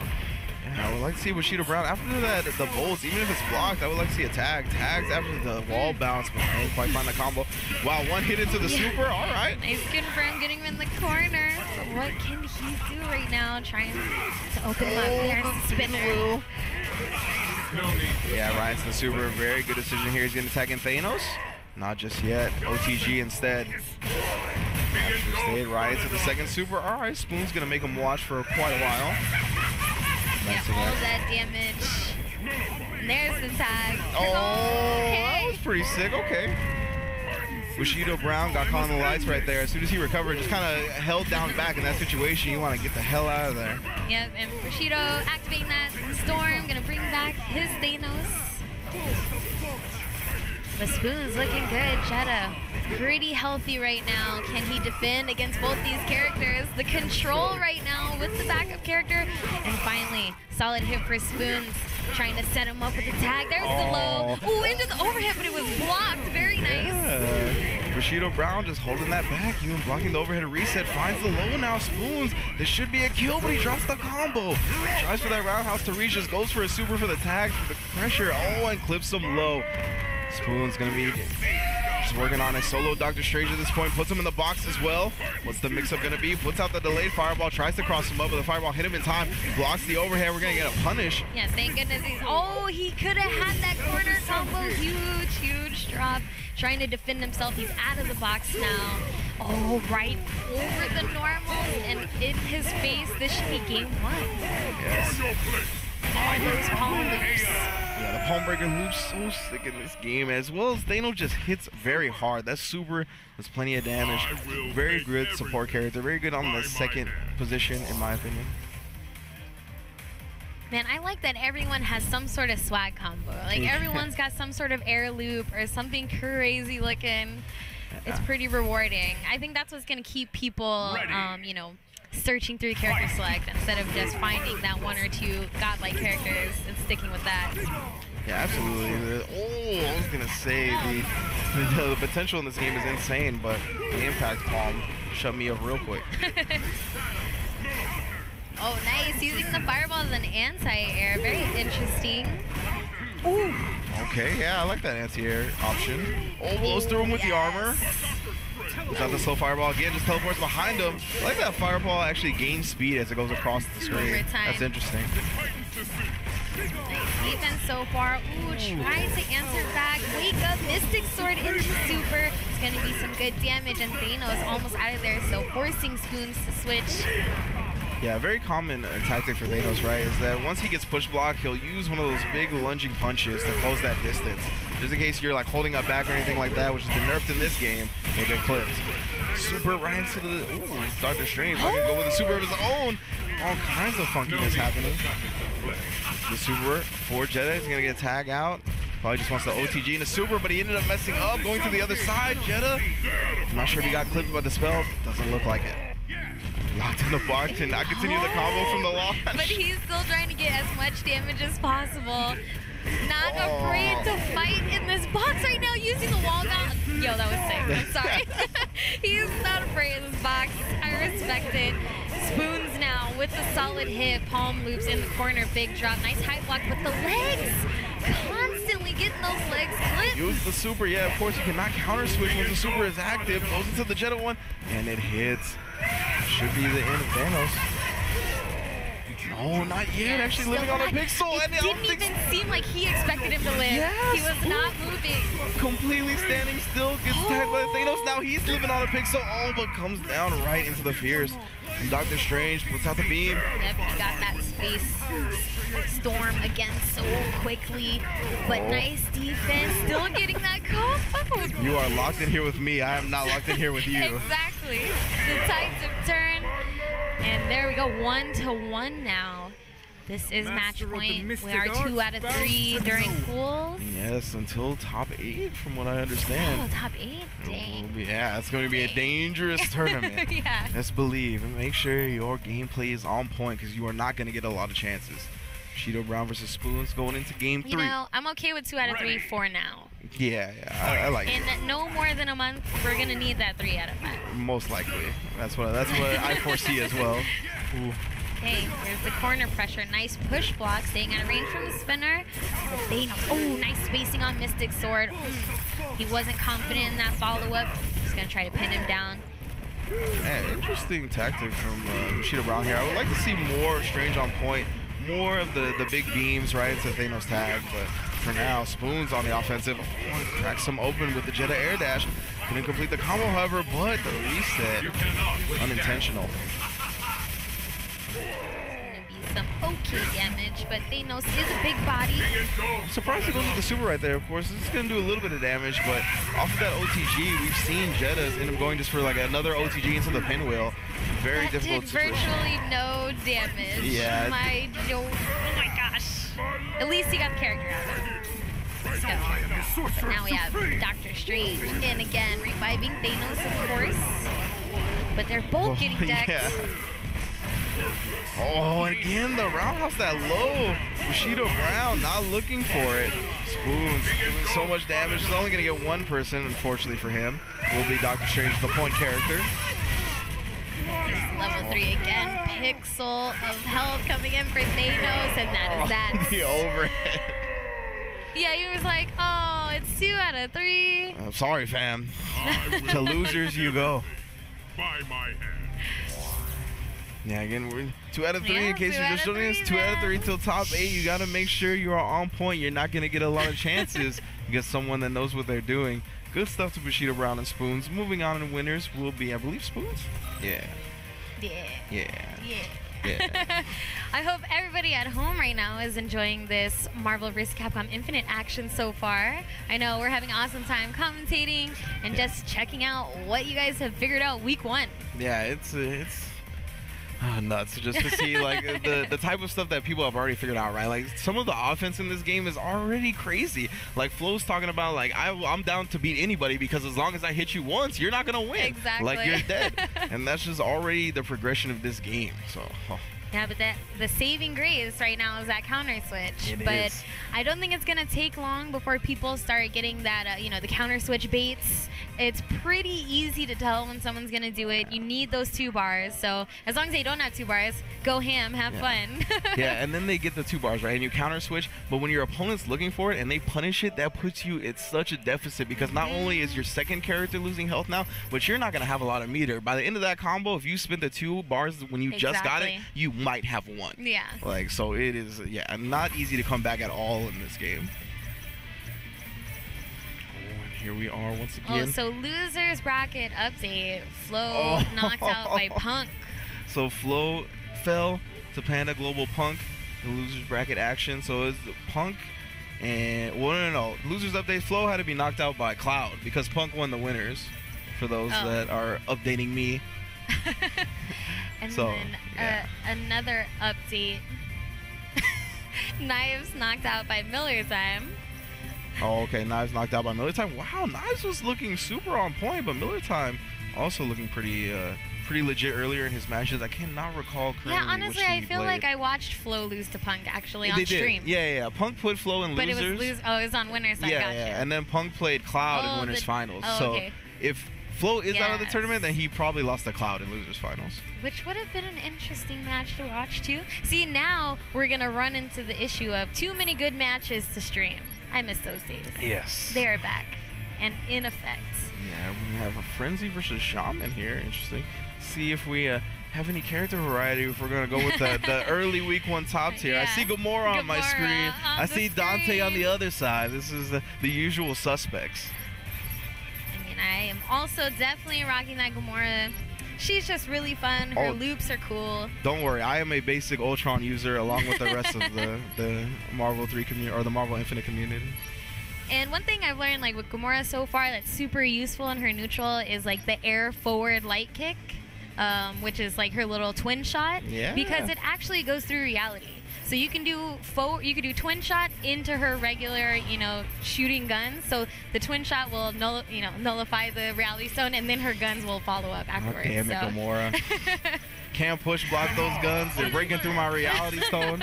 It's a tough life. Oh no, my man was like, you thought I was gonna pick Dante? No, absolutely not. The Hager Frank West. All right, we got some character variety in the building. I heard We your got some Brill. ordinary guys going up against some cosmic beings. Yeah, Let's go. I heard your Brill was making people hurt with Hager. Oh, yeah, I That's- heard that too. That's what I heard. A certain person named ChrisG Yeah, I heard. was catching the wreck, is what I heard. Yeah, I heard he wasn't the only one too. So we'll see if this man has a Hager that is up to snuff as well. I hope so. You could be a good wrestler. All Damn, right. that's it? Yeah, that was Just like, gonna okay. Compliment on her wrestling capabilities. I feel it. Reality We stone. can get some hand warmers here in the beginning, it seems like. Yeah, people just making sure their buns are on point. Of course, this is 2 out of 3. You don't want to go into a game with no stone or no tag button, something like that. Some type of nonsense. We got the thumbs up. Oh, maybe not. Maybe not. All right, exit. Button checks on button checks on button checks. We are good, of course. Capcom did the smart thing. We are all thankful for and put the Gamora. button controls on the character select screen. All right, Time Stone. He decides on it. Time Stone. Very interesting. I wonder, Frank West and Hager really do have to just run at you to get in. They have some projectiles, but they're kind of bootleg. So I imagine the Time Stone will be pretty good at keeping his distance whenever he wants to create that space. All right, here we go. Ooh, already getting opened up by that reality stone. Stayed alive though. Needs to evade the pipe. Nice low block, but the launch afterwards. All these unintentional frame traps, early on. It's pretty great. Yeah, you're going to see a lot of launches that were supposed to be push blocks. Oh, wow, trips him up. That long crouch roundhouse from Dormammu definitely has some distance on it. Tags him before he gets out of the fray. Okay, here we go. Solid hit, knockdown, counter switched, save. In the sky and then gets piped. I don't know if he was looking for the fly and just missed the input or what. Ooh, Okay. another pipe. He's in there. Now Gonna resets. get this corner combo down. Counter switch, very nice jumps. Oh, it's got the lariat tag. Let's go. clipped by that lariat. Oh, again! Crouching light kick into the launch. Oh, interesting. Couple of active switches. I'm not sure if he just wanted like a surge and accidentally pressed his tag or what. What a punish right now from Shaman. It's gonna be some good juicy damage. All right, that's 2 leveling pictures. up Frank. Oh, and he's level 4 now, so he's gonna have the chainsaws. There they are. But wake up launch. Why do I hear about your chainsaw when I can wake up launch? He tags in Hager again. He's going with a pipe. Okay, block the pipe this time. Getting the spear out. No tag, interesting. Leaving him in. Yeah, I'm surprised he didn't immediately jump into the Stalking Flare. Hopefully not get mixed up. He does have the barrel available as well, but we haven't seen this Hager pull it out. Both players are staring at each other. Oh, the headbutt cross up. You can feel the intimidation factor. Almost got to confirm on that reality stone. There's the active switch. Goes for the overhead. Nice defense. Went for lariat into a switch. Oh, a little bit too far for that gun confirm. Yeah, unfortunate. Shaman, of course, level 4 actually just goes into the active switch. Super. That's actually kind of fortunate for Frenzy, right? Yeah. Runs into the reality stone. Didn't get a big punish on the side of Shaman. Oh, lariat. Oh, the lariat. You gotta respect it. It doesn't matter what game it's in. Nah, yeah, it's not an assist here, but it can Ooh, act there like we go. one. Nice confirm. Got the knockdown into the switch now. He's gonna want. Oh, I thought that was death right there. Yeah, could have gone into a normal right into Chaotic Flame, or if he delayed his air series, could have just done Chaotic Flame off the ground bounce. Wow, he actually recovered in time. Very interesting. We out of there, Gamora. Yeah, just as you mentioned before the match even started, those gunshots getting rid of the reality gem. Oh, but it doesn't matter, Yeah, Hager. does not matter. Shaman keeping it together. Oh, Chaotic Flame once more. Time Storm available for Frenzy, and he's gonna activate it. See if that reality stone comes out for Shaman. I think Riot actually is working on the life lead right now, but there's the hit from Shaman, and that's game one. Ouch, launcher as well. Good stuff from Shaman. And Hager Frank West. It's just one of those things, right, where not a lot of people are playing this team. Even if you're playing a lot online, you're going to be running into the Gamora, the Ultrons, the Dantes. Right. Not a lot of Hager Frank West that you're going to have to deal with. So just, But they've definitely got the tools. yeah, you just got to keep in mind, it's just like the last game, right? When you're playing against a team with a Hager on it, you have to be aware of that lariat at all times. So let's see what adjustment he can make going to this next game. I mean, we got to start by switching the colors. The characters? No, just the colors. Oh, okay, so he's going to switch from time to reality Okay. for himself. Yeah, he was like, nah, nah, that ball's too good. And in this week one, it really is very strong. You have to, I think a smart move coming into this tournament would have definitely been to work on the reflect timing for Reality Stone, because it's just going to be super popular throughout the game's early lifespan. Oh, nice. Trips him up on the low. Ooh, awkward incoming there. Dormammu was facing the other way. Unfortunate. That's freaking trying for the slide. Lands in flame carpet though. Didn't get the follow up after the launch. Oh, nice. Used her reality stone. But the lariat again being the bane. Yeah, well, a little bit too antsy for Shaman once he gets Frank West in, though. Couldn't quite get the juggle on the plunger properly, and then gets the knockdown here. Ground bounce, gets the one picture. Oh, nice. He's going to get a tag back into Frank West. Get two more here. One and two. Oh, but he didn't get level 4 off of it. That's unfortunate. He's going to be working with the axe. Well, you saw it. Two tags back to back and the trade. Let's go. Resetting the neutral now. You can tell that Frenzy's being a little bit more patient, but just getting oppressed by the pipe. Goes into Frank. Right down. Oh, and now we'll finally get into level 4. That'll give him the paddle saw available. Goes into the super as well. Try to juggle off that. Yeah, just gonna be blocking. The paddle saw and push blocking, trying to get that space back to him. Chaotic Flame gonna keep them at bay as well. Hager. Ooh, went for the overhead twice in a row now. Both times getting blocked by Shaman. There's the tag hit, but no follow-up. Gamora getting out of the corner. Silky smooth. The pressure, the pressure. Nice tag, but you gotta be careful for those. Oh my god! And he actually picks up off the slide again, but no hard knockdown. Tags immediately back into Hager. Chaotic Flame response from Frenzy again as soon as he gets that space. Runs into the lariat. You gotta be aware, my mans. Yeah, that lariat. MVP right now of this match. I just want the level 3 command grab super, honestly. Oh, that was That's what I'm talking about. Ask and thou shall receive. Feeling it. That's how you know he's a Marvel player. He knows what Marvel players want. Reality Zone into the roll. Try and chase him down. Okay, there's the confirm for Riot. Frenzy. But what can he do right now? 3 meters on deck and his Reality Storm. I would highly recommend him activating that storm as soon as possible, but might not get the chance because the aggression from Shaman is going to give him the W there. Yeah. Hager and Frank, the aggression, the manliness of the team. Man, damn, even overcoming the cosmic beings. I know, ordinary guys. Wow. Yeah, Hager looking ripped as ever in this game. Goodness gracious. Yeah, they buffed everyone. Literally buffed everyone. Ooh, coming up next, YLT Cole. Very solid Marvel 3 Nova player. Definitely was doing his thing towards the end of the game there. Going up against Last Laugh. Yeah, and Cole's one of those guys that I've been seeing like playing this game nonstop. He's been putting tech on Twitter constantly. I constantly see him on like every online stream I watch. Anybody that's queuing online always ends up running into Cole. He has been cracking out for sure. And then next up, I believe after this match we have listed is going to be Panda Global Ray Ray versus Olaf Redlin.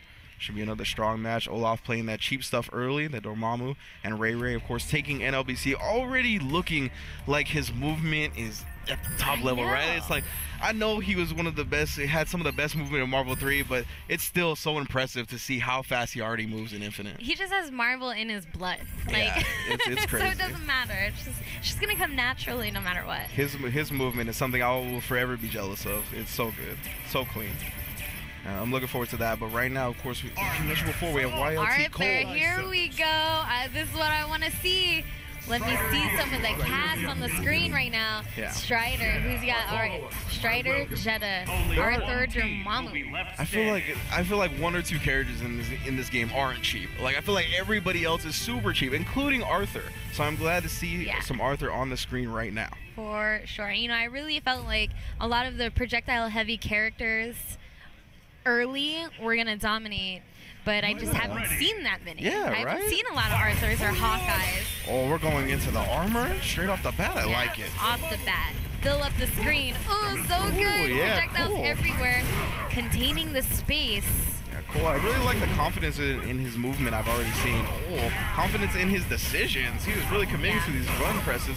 Gets the tag switch. Let's go. Full combo. He is going to set this up what are you again. doing? Filling up the screen. Let's go. This corner loop right now, too. Okay. Oh, the stand jazz. Making Arthur pay. A couple of smacks in the face. Oh, no, runs into the meteor. Wow, that was such an interesting interaction with Vajra because he teleported towards him. Gets the bed of thorns. Should be the end of Strider. Yeah, definitely. Gonna give Arthur all the time in the world to set up shop now. Oh, with the time stone? Okay. You know, this is what you want to see. You want to see Arthur getting his mix-ups off, too. Yeah, he's gonna go into level 3. Armor's gonna pop right now, and unfortunately for him, he can't tag because of the Space Storm. But it actually didn't get any punish, so he's chilling. Throwing out the mini arrows, the mini bottles. Right now. I think this is also going to be something that's going to change over time, is having matchup-specific stones. Absolutely. Because look at there, he couldn't even get in, even though he had him in the box. Another character that people are showing out that you shouldn't put in the box is Zero, right? Zero will go into Segenmu and just mash DP. Yeah. And then it's like, even if you hit the point character, the shadow DP comes out. There are definitely characters that actually thrive when they are put in the box. So that's just part of the learning experience, right? Being so early on in the game's life. Definitely can't wait to see more. All right, on to game 2 though. Cole busting out. Strong first game. But last lap, looking like he's getting a chance to do a little more. Not too sure. He was in there for a second, but... Yeah, Bed of Thorns is ready as soon as he wants to do it. Oh, and there it is. Built so much meter as well. Leveling up again, getting this nice air loop. That's what I'm talking about. Let's go. Arthur combos are real, and you got mixed up. He is getting hit. The axe with the tag to the time stone teleport was too sick. Cole mixing them up. Last lap, not out of this corner yet. Purification. Oh my goodness. Now the Arthur rushdown is here with the time stone. Get teleported into the tag. Fly combos as well off that. All right, back in. Goodness gracious. The scaling's heavy right now, so again, the time stone to get to the other side of the projectile. Cole, please. I think he's still working on it perfect. The Space Stone is here, but you gotta deal with the stalking flare. You ain't even gonna get close to me, fam. Yeah, exactly. He is definitely going to fill up the screen. He got in, but the thorns are there to stop him in his tracks. A lot of damage. Still can't switch though, still stuck in the box for a little while longer. I think last lap pretty much gave up there. He was like, oh, all right, this is over. Yeah, unfortunately, he will not get his namesake this game as he will fall to YLT Cole. Looking super clean, and I can already see Ray Ray and Olaf heading to the stage immediately. Oh, yes. That's what I'm talking about. Oh, yes. Tweet it out, you guys, because this is going to be a good match for sure. I mean, we've been seeing a lot of people stepping up to the plate, you know, taking their hand at Marvel, trying it out, which is totally fair. This is what we want. We want everyone to try it out and to play. Oh, yeah. But you're going to run into these matchups like what we're going to see now, where you're really going to get a glimpse of what high-level MVCI is going to look like. Yeah, absolutely. You're getting a glimpse of the type of player you're going to see at top 8, the type of player you're going to see for all the future tournaments to come in the lovely battle for the Stone Series, presented by Capcom, of course, and Marvel. This is just the first stop. This is the tournament for the Space Stone. There's plenty of other stops on the tour as well. I think there's Team, Rebel Proving Grounds, just to name a couple. And we're going to get to it here. Ray Ray versus Olaf Redland. Ray Ray, of course, representing that Panda Global. And just the victor of NLBC this past week, defeating Smooth Viper in grand finals. Big shout outs to Smooth Viper as well. 3-2. It was really close. It was really fun watching Smooth Viper because I see some like Marvel 2 style play in his like Hawkeye, right? Like he was just down to play like a Hawkeye like Cable and just do Giblet in the tag and get full combos. So it's pretty sick. And of course, like since he's played Marvel for so long, his Ultron is very accustomed to the movement already. Exactly. And now for Ray Ray. Here we go. Ooh, lots of amazing matches in line for you guys too, so just be sure to stay tuned. But first things first, Ray Ray versus Olaf. Let's see the action. Already got Gamora on point, and she's in, and the cross-up just like that. That box dash and the reset goes with the full gore eye lasers, fly cancel into the dash forward H, and the man is Jump Fierce Man. That is who Ultron is. You got to be careful of that. And with the pin down, ooh, got an accidental super. You do have to respect it. You'll try to punish that and get hit yourself. So you have to watch your timing there. See, okay, deep keys to try to tag, but...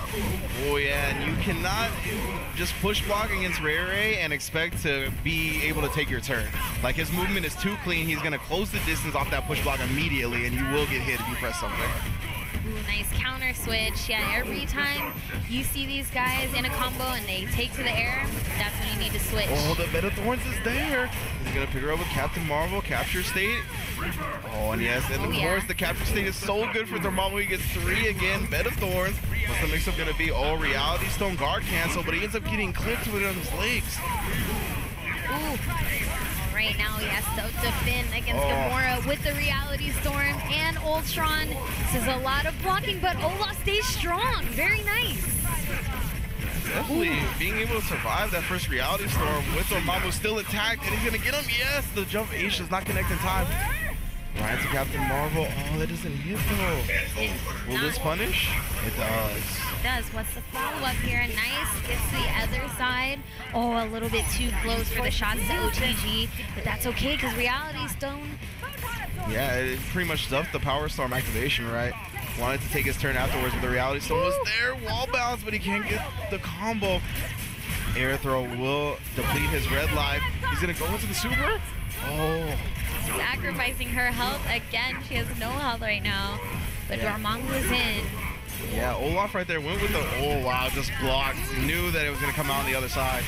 Oh, there's a solid hit. Counter switch from Olaf, even with Captain Marvel at a pixel. Yeah, only counter to Dormammu, but takes the L anyway. Yeah, that is game 1. Oh my god, the lineup right now of matches, you guys. You have no idea, but let me focus. I know. Let me focus. I was like, I just saw what are you talking about, Persian? That's how the match just got, okay, alright, I feel you. Alright. The lineup, okay, but we're still here. Olaf versus Ray Ray. Yeah, Ray Ray looking super strong. Oh, Marvel. Okay.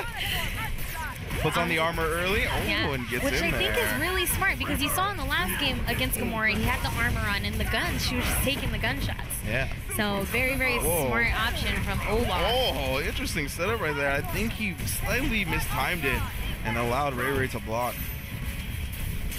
Armor also on Captain Marvel again. I really like that tag move from Ultron, that big orb. It has a lot of startup, but it's a great tag move. Trying to get those 3 blues again, but gets clipped by the bullets. Confirmed, so sick. Oh, all that, the air combo. That's great for Olaf, staying alive. Getting a chance to set up. Ooh. Yeah, tags Ultron for a little bit of damage, but not before Gamora spoils that party right into him. Oh yeah, he's not gonna go for the Q reset this time, just goes for the damage. Oh yeah, nice. Got an extra jump in for the courtesy damage, but still a pixel for Dormammu. He gets out. Ooh, it's very scary. Into the Power Stone. That is why I love Power Stone. It's the most disrespectful get off me move in the whole game. Oh, okay. It just goes into a yeah. level 3 as soon as he hits. I respect that. Get that damage. Oh my god, it actually did so much. Put Ray on pixels with Ultron, even attacking after activating Reality Storm, and that's the thing, you gotta be careful when you tag your character out. The characters that tag out big chill for a long time in this game. Ooh, all this pressure right now. Nice confirm. It's gonna be a combo. Lots of damage, but Got tagged by the fire. It is Yeah. spoiling his party. Goes into the Power Storm activation, but he will not get to show it off. Ray takes it 2-0 over Olaf. Good stuff from Ray. That was And then, quick. you know, you said that matchup was going to be like, you know, it's like a preview, right? A preview of top 8, a preview of the future of the game. I feel like our matchup lineup right now is very much Oh yeah, that. the whole lineup. Yeah, the next couple of matches we got coming up right now are pretty insane. Next up, we're going to have Manic, which is a very long-time Marvel 3 player here in SoCal, going to be going up against Splice versus FChamp. But before that, let's take some replay watching, shall we? Oh yes, Oh, the yeah. Captain Marvel with the Power Storm activation. Cool instances that changed in Power Storm. Yeah, this was super weird, right? Teleports to the other side. I think the advancing guard ended up like making a gap that wasn't initially there, and Right. the teleport ended up opening them up because of that. All right, well done from Ray, taking it 2-0, of course, over Olaf. Looking as clean as ever, and it's not easy to do against a Dormammu, right? Like, Olaf Right. knows what he's doing, knew that the Bed of Thorns is the strat, Exactly. was doing whatever he could to get it out, and Ray already playing well against it, so I'm interested to see if him and FChamp run into each other. But right now, we are going to get the preview of Filipino Champ, of course, representing Splice Gaming, and Manic representing SoCal. We'll see how he fares. Yeah, I mean, we've been seeing a lot of FChamp recently. He just did his 24-hour stream on the day of the Marvel vs. Capcom Infinite launch, so he's definitely been in there, and he's definitely familiar with this game so far. So I know he wants to show off. Oh, yeah. It's definitely going to happen. But yeah, right now, up in NorCal, Look a lot at of it, people look, he's going already with smiling. that Ghost Rider shenanigans, Yeah, which is hilarious to I me. see Takua, right, playing a lot of Ghost Rider Nova, I think Yep. it is. Yeah, super There's at sick least team. 4 people in the house right now playing that team, so Wow.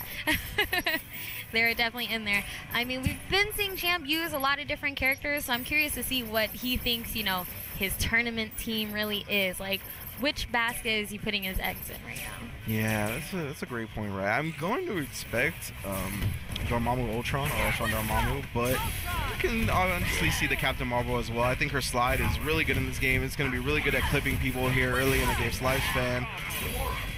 Yeah, and so it should be either of those teams. We see Captain Marvel Dormammu during the button check, but that was from Olaf. So we'll see if Champ just sticks with that team or not, or switches to Ultron. Very strong, because either way, right, both of those characters have capture state moves that Dormammu can tag in off, get the 3 blues for the Bed of Thorns. Either way.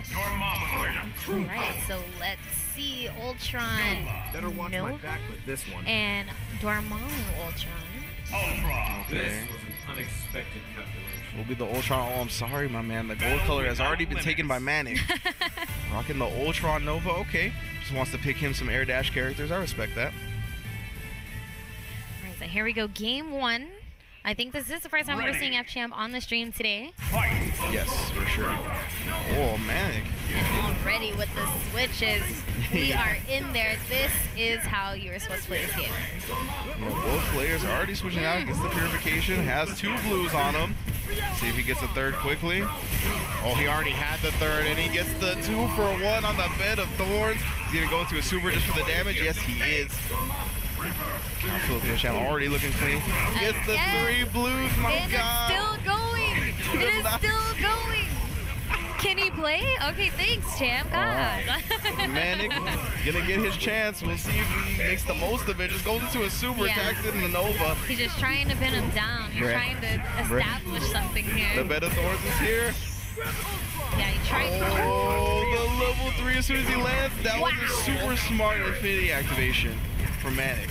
Very interesting series of events right there. Definitely getting a look at the priority system here in full effect. Oh, Reality Storm combos. Nice defense. There's the tag right into a string, and there's the activation. Ooh, nice buttons. Trying to use the claw. Pin him down. There's the cross up. That's going to be it for Nova. Yeah, just Oh, looking nice for the counter transfers. switch just in time, but still getting hit. And you know, you mentioned the counter switch at super jump high, right? I see a lot of people attempt to counter that by switching on their own, and then the character comes in on the ground, and it's very hard to tell which side they're going to be on. So many different options now. Oh, it's going to be a real rough life. He's going for the chip. Goes with another activation for the Reality Storm. Nice. He's fighting on a pixel of health, and there it is. And the First tag, game. of course, is a hit. FChamp. What would you like me to burn? I wonder if FChamp is going to... If like FChamp bodies him again, do you think he'll turn to him and be like, sorry, dog, I wish it was 3 out of 5? So you got a little bit more chance to play. But it's not going to happen. Manic goes down early in that first game. We'll see if Champ can make it look just as easy or if he can make some adjustments. Try to play around this bed of thorns a bit better. It's definitely wild. Right out of the gate against something like that. Has insane 160 hit double thorn combo nonsense. You Yeah, know, I you couldn't can't believe ask how for long much that more than lasted. Yeah, how long that combo lasted was crazy. All right, game 2. Champ feeling good, feeling confident. But Manic, this chance to answer back. Early switch tag already. Same goes for Champ. Oh, interesting. FChamp. These with the guys space are zone as all well. over the place right now. Time cannot avoid the thorns though, and again we are in this happy birthday combo. Yeah, I think Bed of Thorns is so good against a hyperactive player and team like this. Jesus. Stalking Flare on top of it. Tag back into Ultron. Gotta guess 4 ways. Counter switch. Manic desperately just trying to stay alive. Finally gets a hit of his own, but Champ ready with the counter switch as well. And Manic already losing Nova. The Time Stone is mixing him up more than he is mixing FChamp up. Yeah, exactly. Oh, Oh my goodness. okay, alright. Got him full. Can he keep it going? Try to keep it short, but actually only got Ultron. Yeah, he's just loading up. Oh, that's a punish. Right in his face. Make it count Go. right now. He's gonna go tagging with the super. That's decent damage. But what is the follow-up going to be? He tries to stall the drone, but gets boxed. Yeah, Infinity Storm was available over Champ to allow him to charge up for free as well. Oh, the command grab. He was jumping out of it, He though. was. Very nice that he gets 2, but the space box preventing him from going and continuing the combo fully. Bed of Thorns. Yeah, that's actually going to keep him locked there. And just gets opened up. Not going to make us watch the level 3. Just going to go with the level 1 into the Stalking Flare. Use the Stalking Flare to finish him off, and Splice's FChamp takes it 2-0 over Manic. Quick 2-0. Oh, yeah. That was pretty fast. That's why we need 3 out of 5. That's what we're talking about, right? Like when everybody starts to really know what they're doing, this game can definitely go very fast. But we're gonna take another replay watch right now for Manic and FChamp. Yeah, I definitely wanted to see this long combo. First got hit with the Bed of Thorns, juggled all the way up, climbed the staircase a little bit. And Champ just taking advantage of the fact that when you are in that happy birthday state, you can't counter switch either. Yeah. So just never ends. It never ends. Never Just ends. ridiculous stuff from FChamp. Probably the cleanest player there is right now, maybe. We'll see. We'll see. I know, we've got quite a few clean players. That's what this tournament is for, right? We're gonna see. We're gonna determine who exactly is the most far along in the Marvel vs. Capcom Infinite's gameplay. I mean, I think there's a lot of people in the running, especially 2 of the people we got coming up right now.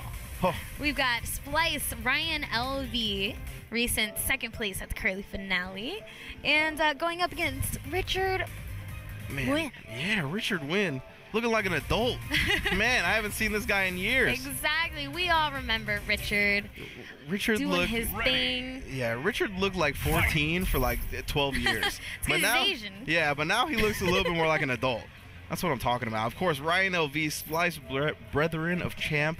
One of the greatest Marvel vs. Capcom 3 players of all time, Evo Champ of 2017, and man, and yeah, already an exciting player in Infinite, right? We saw him at Curly finale take on Angelic in an exhibition. Coming back from a huge deficit. Was down 8-2 to Angelic 1-10-8. Yes. That is nuts. That is an 8-game streak. That is afterwards. a high-level player, like, downloading in real time right Exactly. there.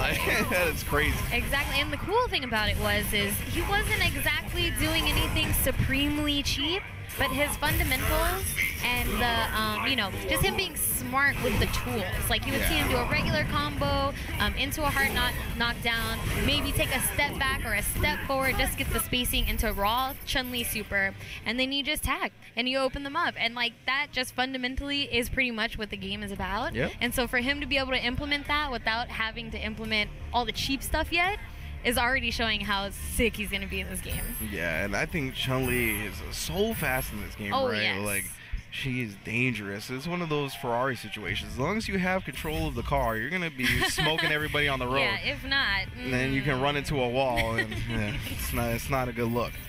So we'll see. Morgan, Chun-Li, standard stuff we expect from Ryan LV, and yes, Richard Wynn playing that Dante Dormammu. I personally think this is the cheapest team in the game. Dante Dormammu is the cheapest team in the game. That's All right. my opinion. With Soul?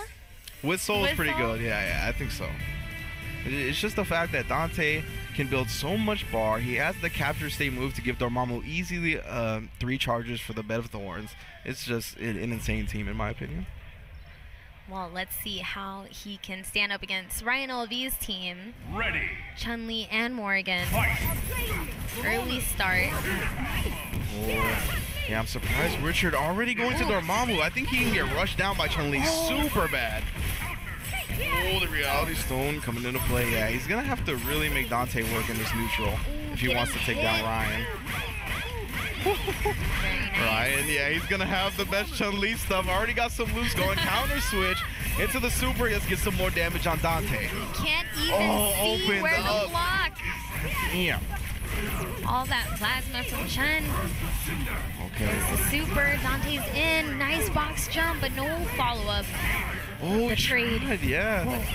Yeah, you see that a Nice lot more from anti-air. Dante's just in the neutral in this game because they can cancel it into the tornado and tag cancel it as well. Rainstorm. But the counter switch, saving Ryan LV there. Yeah. Oh, flame carpet as well. I think it'll catch the reality. Oh, it actually does. Tag Morgan some damage. OTGs with Dante. Counter switch immediately. Both players looking for a lot of counter switches. Reality Stone saves Chun-Li. Oh, some loops. A nice regular B&B here with Dante. Yeah, I expect $1 million to kill off Chun-Li, and he does. And getting the elements, getting those power-ups a little early on the Thorns. Yeah. Definitely not going to get a chance to use them. He has it out there now, yeah. Guess Ryan was just not expecting it. Came down swinging. Got clipped. He won't have a level 3 or anything like that. At least not yet. Dante can definitely build some meter. Whoa. Nice. Switch again, Yes, and got this the is crazy dance. Oh, so good.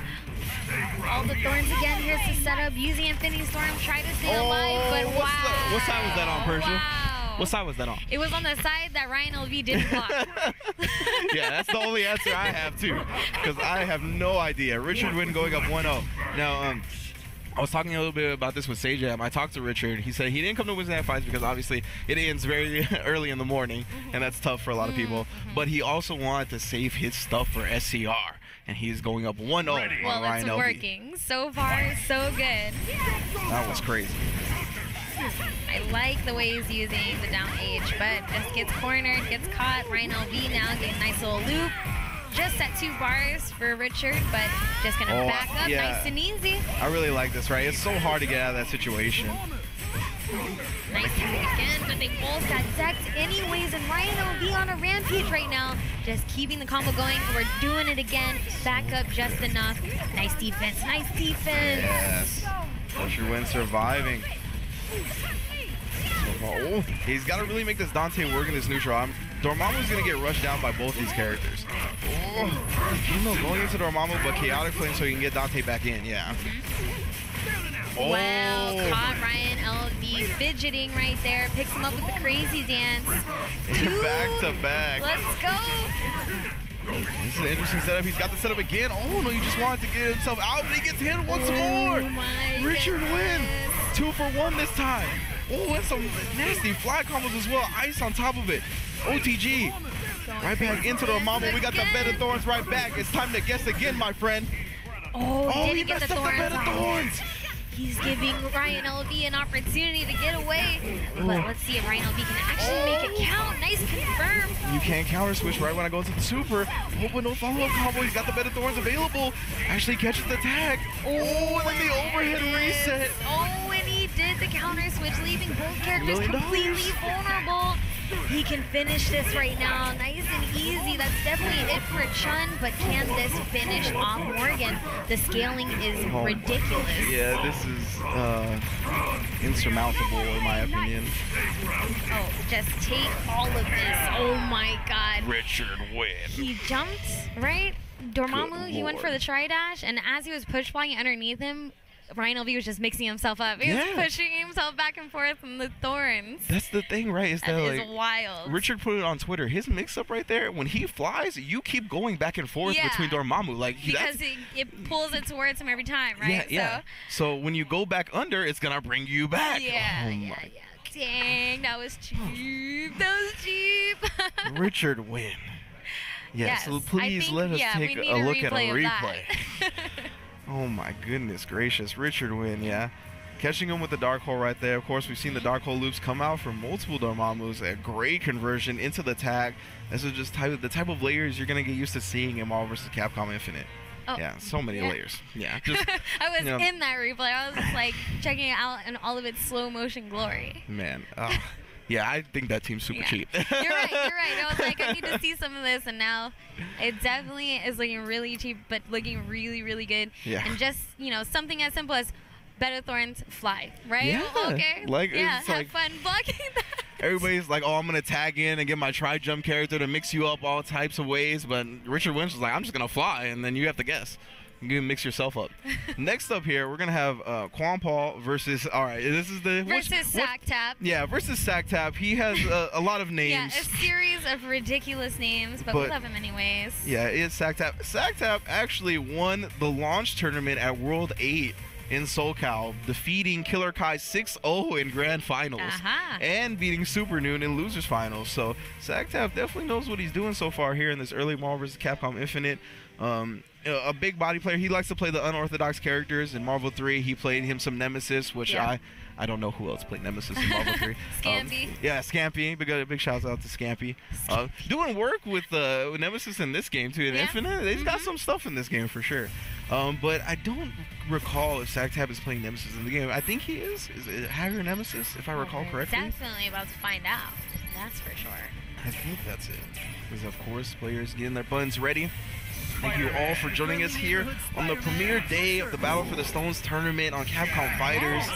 Marvel vs. Capcom Infinite is here.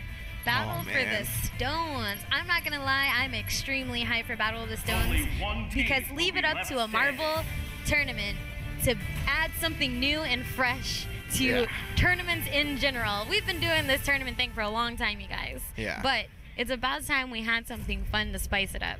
And that's exactly what Battle for the Stones is going to be. Yeah, I think it's going to make for a great latter half of the year for Marvel vs. Capcom Infinite, right? It's going to be awesome. Definitely. SacTap is going to be rocking that Nemesis Hager. Those with the tentacles. Oh my goodness, just chased him down with the SPD again. And look at Spider-Man's life already at half, but here's a solid hit for Quan Paul. Doesn't get the launcher though. Reality into tag, and now Jettison. Oof, those missiles look like they hurt so much. I've heard the anti-air missile does actually so much damage just by itself. Ooh, nice little loops mixed in with the, instant overhits.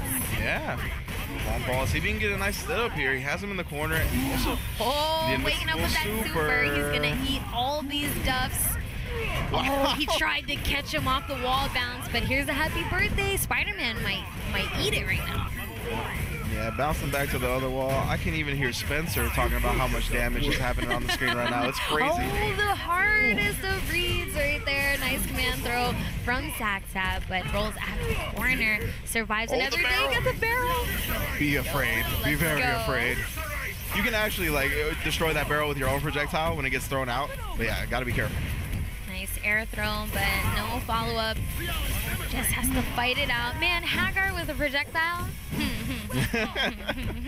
Definitely some stuff, right? You gotta. Oh, nice time stone into tag, but he didn't convert. With the super, such a great option and so much damage. Gets the follow up off the wall bounce now and just straight up punishment. That combo cracks me up because Hager's just chilling on the Yeah. other side, waiting for that wall He's bounce. like, come to mom right now. Oh, both here we go. characters. Oh, drops the combo. He needed as much damage as possible. Get that comeback going. He will have Time Storm if he survives this Reality Storm, which he does. My spider sense is tingling. Oh, just goes for raw super. Okay. Doesn't get punished. That's good for Quampal. Still alive for now. That barrel does eat one hit into the lariat. Oh, and the tentacles will finish the job. Sack tap 1-0. It's like there's a few things you can always count on in Marvel, right? It's gonna be ham and lariat. Yes. You can't, whether it's Marvel vs. Capcom Infinite or whether it's Marvel 3, you have to adjust your gameplay when you see Hager on Yeah. the screen. The lariat is coming and you have to Yo. respect it. Hager's neck right there, it looks crazy. It's the cutout of the portrait, but dang. All right, we're in there. Ready. Oh, man. Fight. That's too good. Game 2, Saxtab takes the first one. Pretty solid, had some great options for the, getting pressured, just going for that armored super. Yeah, my man Hager looked like he's about to star in The Land Before Time with that neck. Again, red he like a just book. He knows he wants to go to the skies. That's a huge part of Spider-Man's gameplay, getting off those air web throws and the swings and the web balls. So very smart from Saxtab. Oh, the rocket launcher. All right. Oh, the second one with the tag into Hager for the full combo. Damn, that drop kick to the other side of the screen.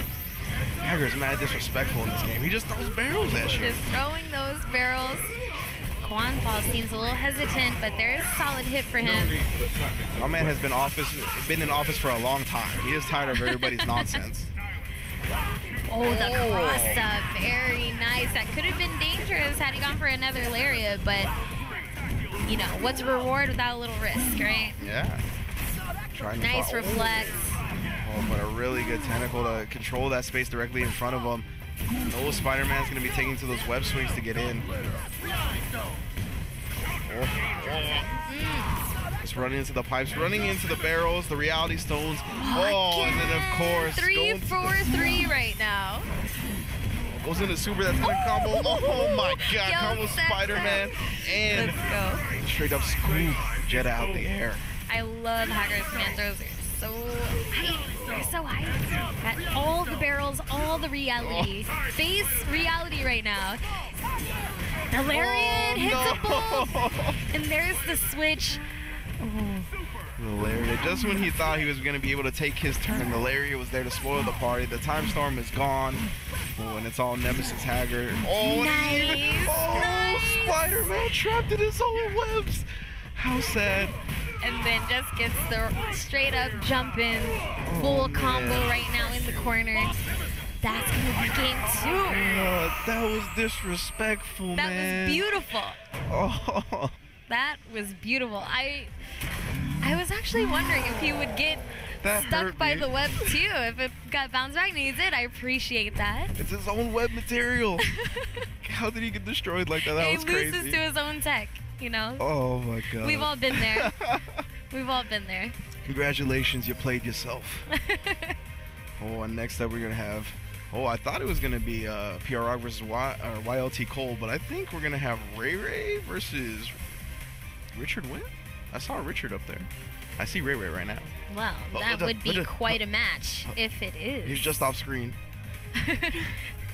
All right. I think it is him actually. All right, I do so- see him standing up. Getting our next match underway. We want to make sure we're in the right spot in the bracket or anything like that. Yeah. Ray Ray and Richard Wynn would definitely be a winners finals if they're in the same pool. I just don't know if they're in the same pool or not. Right, So, right. You know what I mean? Well, it looks like they're stepping down from the stage, so Okay. we'll find out soon. But one match in the lineup coming up, PR-Balrog versus YLT Cole. Yeah. We did see Cole earlier with the Arthur shenanigans. Very fun to watch. I liked it. And but with PR-Balrog, I feel like I don't know what team he's using. That's what I was gonna ask you. Yeah. I was like, I I'm don't hoping know. Persia has some insights on PR-Balrog in this game because I do not know what he's gonna play either. Of course, in Marvel vs. Capcom 3, for the most part, he played Wolverine, Doom, Virgil, a team that you didn't have to put a whole lot of effort into, but still had great results with. And I'm assuming he's gonna play something pretty cheap here in this game as well. Well, I just got a bat signal from Twitter letting us know that Saxtap is actually #1 on PS4 MVCI ranked, snap. and FChamp is #2. This was the last time our Twitter source checked. Shout outs to Jeffrey for that information. I'm telling you, man, online Marvel is gonna change the game. It's pretty crazy because there's so many players already that have actually like traded off that #1, right? Richard Wynn was #1 for a point too.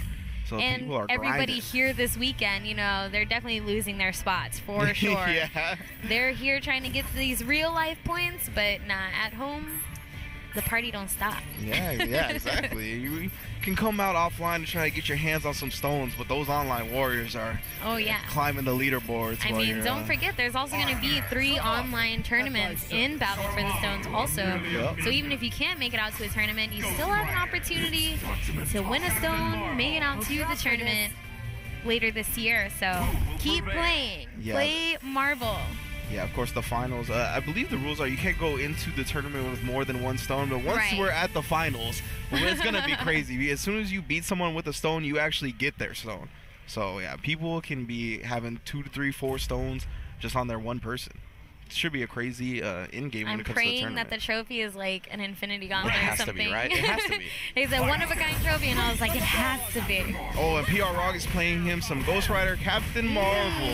A team you said that is very popular currently in NorCal. Ghost Rider is the wave right now in NorCal, and you're going to see why. These full-screen normals, they set up really well for the secondary character, pinning down.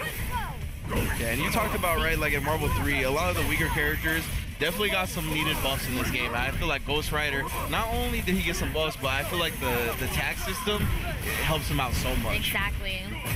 They just fit better in this game. Precisely. Ghost Rider. Even Arthur as well, getting those projectiles up. There's the switch. First solid hit for Wild T. Cole, but there's the counter switch from PR-Balrog. Nice defense. Yeah, I just like him using that Dark Hole at the super jump height to get that blue charge. Oh, Jack's on front for the reset. Ooh, the air to air. He knew he was going to jump. He just knew it. Okay, PR-Balrog. Oh, gets out of those bed of thorns, but he tagged and ends up getting comboed for it. And it's a rough life trying to play around those bed of thorns. Goes into the power-up super with Arthur. Oh, the axe is still going. Lock him down. Arthur's in the box. But we've seen Arthur in the box before. Yeah, now look at him. He can still throw his projectiles, making it more difficult. Just runs up and does the raw super, trying to contain Arthur. And there's the hit. Trying to contain Arthur. Just thinking about that sentence. We are in a new world.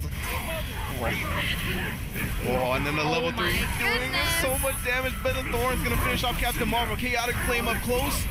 Ouch, ouch, that's it. That's, a pixel, and he's lucky that armor bursted on Arthur. And there's the final blow. First game going to Wild T. Cole. I'm telling you, man, I don't think Space Stone is the choice against Arthur. It's the crazy. more I see it, the more it's just not working out.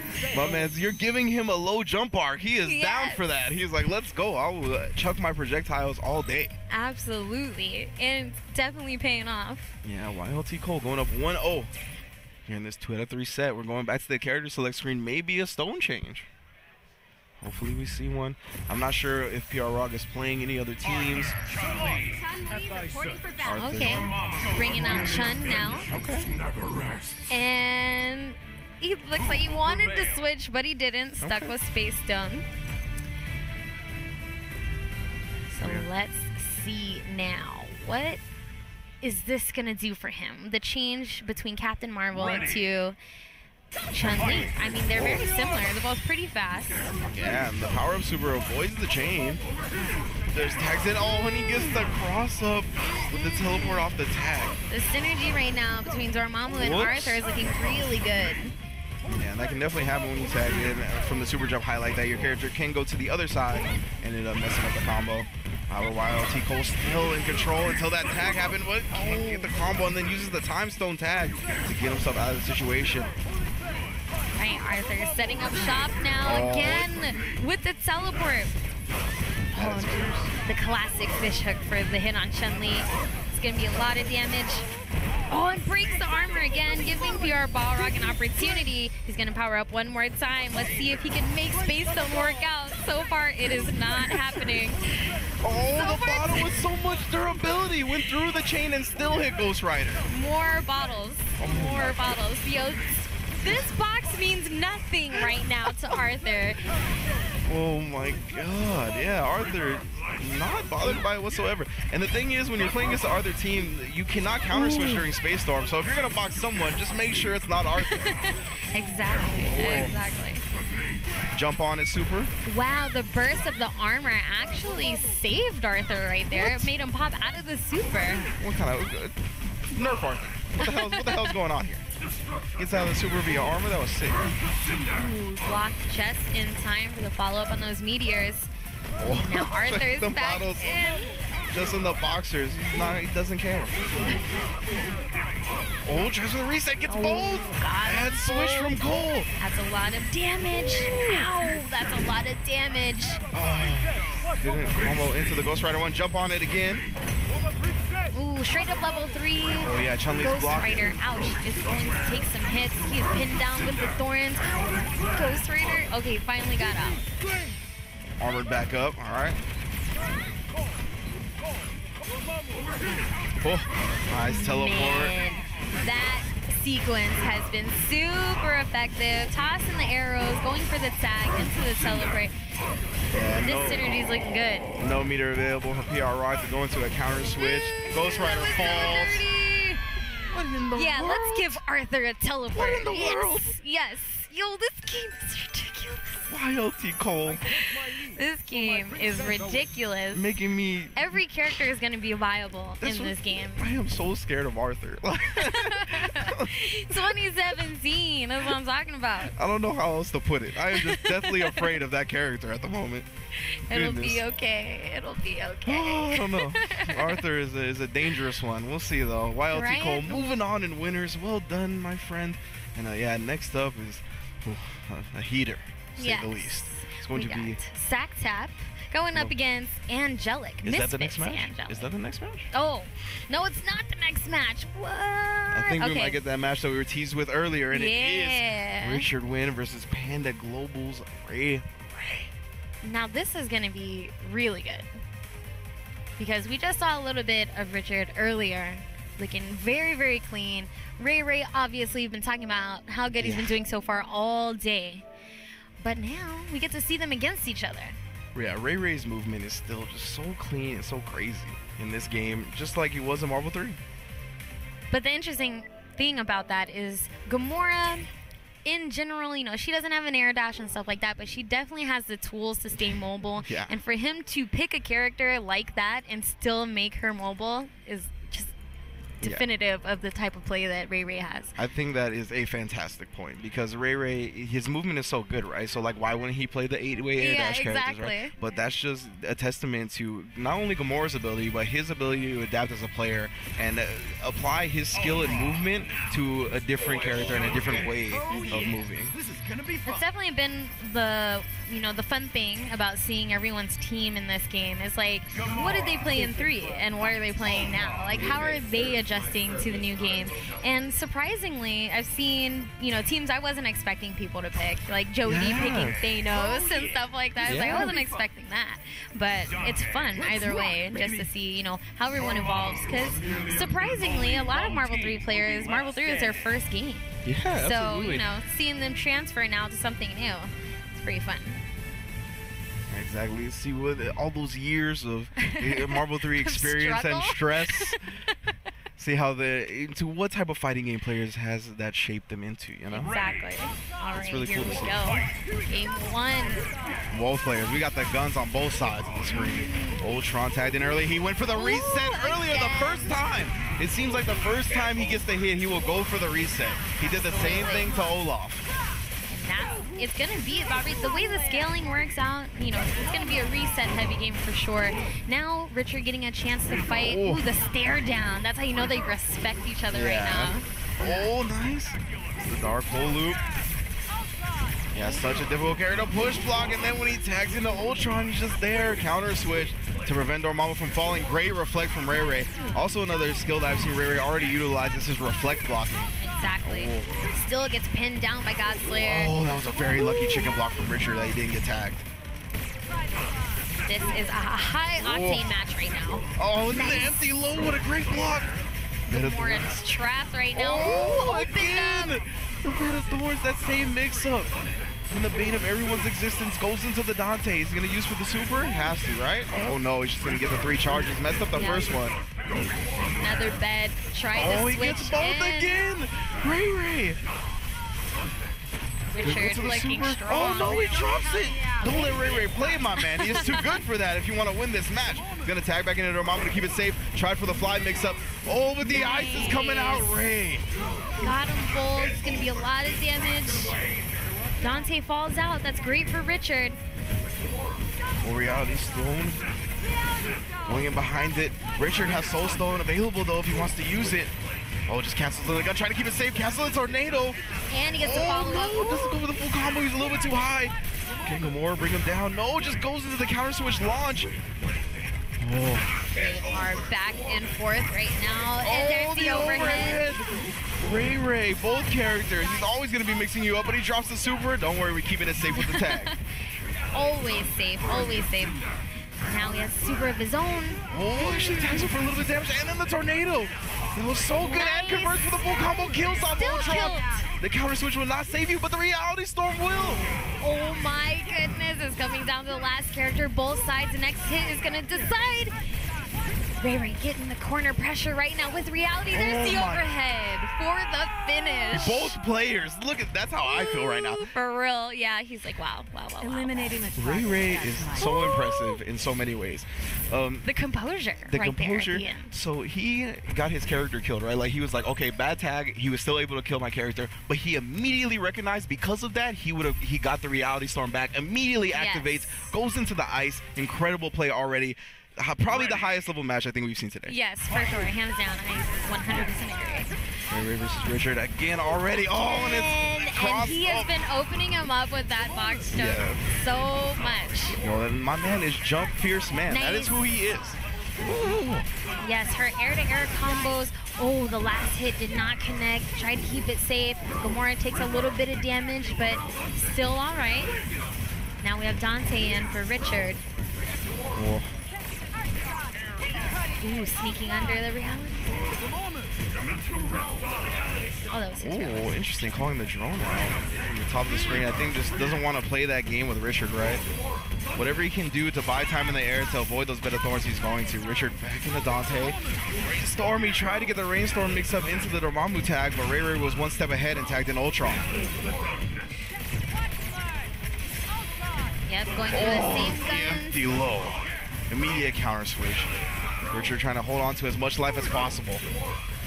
Oh, the great tag into Gamora as soon as he teleported behind them and tagging the Dormammu back to counter switch back into Ultron. Always ready with the counter switches. Yeah, these guys are playing some Marvel's Capcom in He today. survived the mix-up. First time we've seen today. That's what I'm talking about. And this is how it starts. The evolution begins already. Nice. Going for the switch into the punish. Full corner carry right now. It's going to be great damage. It's going to be a good setup also. Can we add this matchup to the exhibitions later, please? Oh, and the reset. I really like that reset, actually. Good stuff from Richard, though, holding up. Got out of the situation. Didn't have to block the Ultron orb, and he's not blocking that jump H either. He's just getting hit with it. Down to Dormammu now. He does have the Soul Gem on deck, though. He just needs to survive this Reality Storm so that he can use it. There we go. Characters are alive. Dante is back, but Ray Ray on the offensive right now. Just going for straight super. It's going to get a little bit of damage on Gamora. Yeah, that's about it, though. Ultron living with plenty of life. Gamora not too hurt either. Ooh, breaks it up with the gunshots of her own. You're not the only one that's got guns, Dante. Chaotic Flame. Yeah, Richard Wynn has just been using some supers. He is trying to get his space back. He's trying to survive. He's going to have to keep Dante in for a little while so that Dorm can get some of that red light back. Oh, Oh, luckily for him, he did not combo. Oh, and he gets the hammer. Richard, not done yet. Immediate counter switch from Ray Ray. Oh, and then the tag from Richard. But yeah, still too much red life on Dormammu. It's very dangerous. Oh, I hella thought he command grabbed him, but it doesn't matter. The beam super hits him anyway. How? Yeah, I'm not sure. I don't know if Richard was just chicken blocking or what. Oh yeah, that is a huge killer in this game. Yeah, with how fast-paced this matchup is, I will not be surprised if he forgot. Nice cancel. Looking into the tornado. Oh! Ooh, the very last beam of that reality storm. And Richard. Closing the gap. Nice. Going for the heavy guns. Into this. Man, that was an insane match. Honestly, I really had it set in my mind that Richard's Dormammu setups were so broken. I was like, I don't know, man. I don't know. Ray Ray, man, took that one. So clean. That was an awesome set. Definitely, I think the highest level set we've seen so far. Ray Ray, man, playing around those bed of thorns perfectly. You can tell he knows his competition. Yeah. He knows what he has to be prepared for. Great stuff showing out. Richard still looks like an incredible player. His offense still looks bonkers, but Ray Ray, too strong. Yeah, looking really good. I mean, I'm pretty sure we're going to see him in top 8 for sure. There's a lot of It's actually shocking that Ray Ray and Richard had to play yeah, right? like this early in the tournament. A lot of these pools are actually pretty stacked. We saw Flo not make it out of the pool, fell to Punk and Cloud, who were in the same pool. We got now Sactab versus Angelic here. Probably winners finals, if not winners finals, very close to it, I'm sure. Of course, Angelic got the Mexico t-shirt on. Big shouts out to the Mexican community. And yeah, please stay safe out there. After all the natural disasters that have been happening all over the world is very troubling. But it's crazy. Luckily, we have Marvel vs. Capcom Infinite to cry. Yeah, to soothe the pain. Yeah, we can put our head into the shoulder of Marvel vs. Capcom Infinite here and try to recover. Angelic will be repping Firebrand, I believe. Firebrand Dormammu.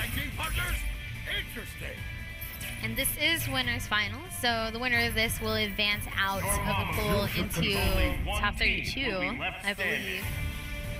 So yeah, obviously a Sactab back with big bodies. Man, I've seen so many Firebrand players not playing Firebrand in this game, and I don't know why, because I think he's a cheap, yeah, he's got his new little tornado move now. Still has the instant overhead light kick. Like, he's definitely a very strong character, but we're going to go Ultron Dormammu. I understand picking Ultron. He is definitely the week 1 top tier. Universal stuff. Ooh, just swinging right out of the gate. Double hammer fist into the pipe. Half damage already gone from Ultron. Reality into tag from both sides. Yeah, and this is where the matchup experience is going to come into play, right? Like, Angelic's got the generic top tiers that a lot of people are playing, and then we got Sactab playing that Nemesis hacker. Exactly. Oh, and I love that you can actually hold the missiles a little bit. Yeah, this is where the armor. That was glorious. Nemesis all about using his body as a tool. Gets bold. Nice confirm off those normals. The OTG, right? It's a hacker still comboing both. Ultron finally doesn't flip out. Excuse me. Oh, just goes into the super, trying to catch him pressing something. Yeah, that invincibility will get him past a couple of the swings. But attacking right at the hacker. Launch getting both characters. Fly conversion as well. Right to the super. Oh, double up on it. Okay. Some good damage. Yeah, decent for sure. There's Lariat, he survived, but going for the super, that's going to be a tag, and he has to respect Hager, even with his back turned to him. Oh. Now great conversion from Angelic again, but still a lot of health on the side. Nice confirm into the super, free tag, lots of damage. I mean, Angelic was down on life for a majority of this match, but he's bringing it back. Oh, counter switches to the Lariat, but the Bed of Thorns lasts longer than the Lariat ever will, my friends. Goes into the Chaotic Flame. Oh my goodness, that's definitely it. It's not it. Hager fell The big out. bodies are staying alive. It's still a very close match. It is, so it can go either way. Duffed. So much red life on the side of Nemesis as well. Oh, went to the other side. Goes for the command grab. Doesn't get him, but he tags right into the pipe. Oh my god. This tag system. Let's go. Oh. Word. Tag command throw. And he's chilling right now. He is not phased at all by what just happened. He's like, yeah, I know. I know. That was godlike. We're good. He hit Killer Kai with that exact setup right there. The level, or I can't even remember if it was level 3 or level 1, but the Hager Air Super right into tag, command throw Nemesis. Nobody is ready for it. And Angelic opened up in the first game going to sack tag. Nice start. See these frame traps, delayed strings. Dash up jab, delay launch. It's been pretty good so far. Oh, and then the Reality Stone. Yeah, I definitely think you gotta play Reality Stone with this team, right? It's absolutely. Yeah, it aids them so much in neutral. Absolutely. Oh, and there we go. Oh, that was a solid hit, but confirmed. Rocket again. And you know, Saktap, he seems like he's playing pretty naturally with the team. Like he's going for those confirms off Reality Stone and stuff like that. It's gonna be a pretty big deal for his team. Yeah, he's very comfortable. Oh, he's gonna try to punch the. Oh, he punched the hell out of that stalking flare. This armor, all these dumps right now. Let's go. Let's go. Just use that brute strength. I've never seen. Yeah, I've never seen anything punch a fireball into non-existence. That was crazy. Alright, the super return. Yeah, I know he's gonna super right on back. Oh my god. Look at Hager in there trying to kick the door down on Ultron. There's the Infinity Storm from Saktap.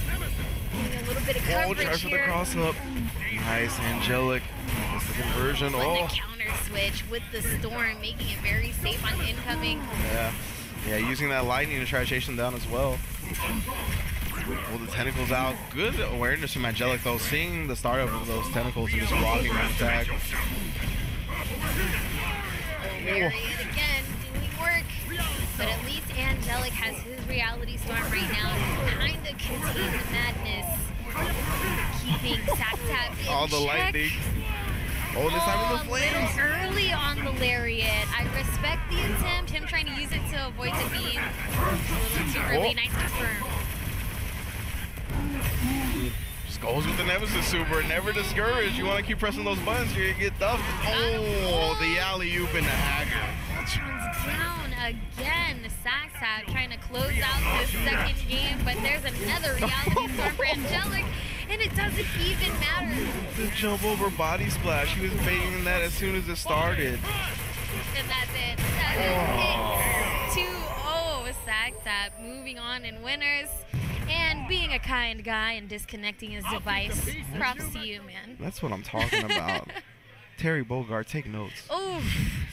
I love Terry, but I had to get him. Yeah. Yeah. But yeah, good stuff from Saktap. Giving a thumbs up to the camera as he walks off stage. Good stuff. 2-0 over Angelic. Man, that was crazy. Yeah, I definitely want to take some looks at the replays over here at Professor Coxworth, as he signed up as, and Angelic, aka Saktap. Yes, there it is. The air into the tag, into the command throw.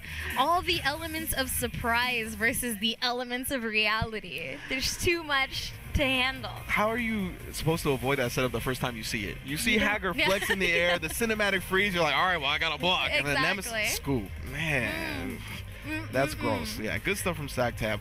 Already showing that he's got a handle on these big bodies in this game. That's crazy. Yeah, gotta respect it. I mean, we saw Lariat put in mad work already. Yeah, of course, yeah. Then Reality Some Stone. things never change. Reality Stone's so important for the big bodies, for those characters that struggle in the neutral. It makes up so much ground. Exactly. That's why I think the Stones are practically your third character. Yeah, so absolutely.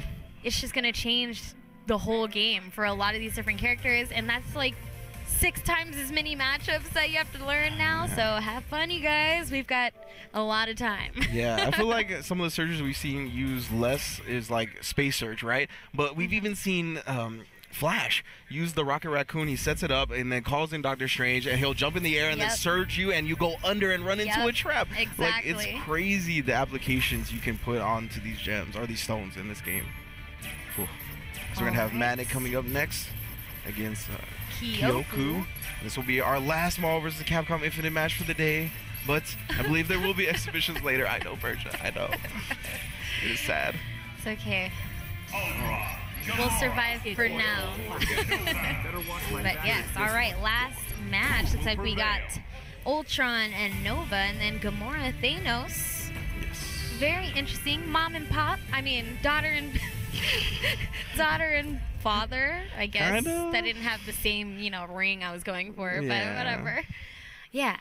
Here we go. Father daughter. That's the combo. Yeah, the father-daughter dance Yeah. here for Kyoku. Going Early against air Manic. to air for Kyoku. Nice corner loops too. Oh, couldn't get the God Slayer to connect, but getting the follow-up. Nice counter switch, but gets stuck in the happy birthday anyways. Oh yeah.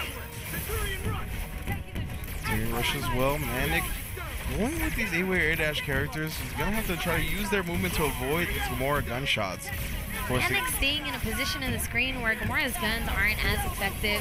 He's gonna bring in Thanos. Oh, we're back and forth now. Back to the point characters. Oh, he tried to get the cross under to the original side, but the jab was just a little bit too early. Didn't cause Manic to block it. Ooh, didn't go for the follow-up guns because he's scared of getting hit by a Reality Stone. Ooh, more drones coming out. Reality Stone again, just to keep him locked down in that corner and not letting him get out for free. Ooh. Oh, pulled him towards him. Interesting. But now, the corner positioning, counter switch, but he's still stuck in this corner. Manic getting a lot of bonus damage right now, but Gamora falls out. Nice.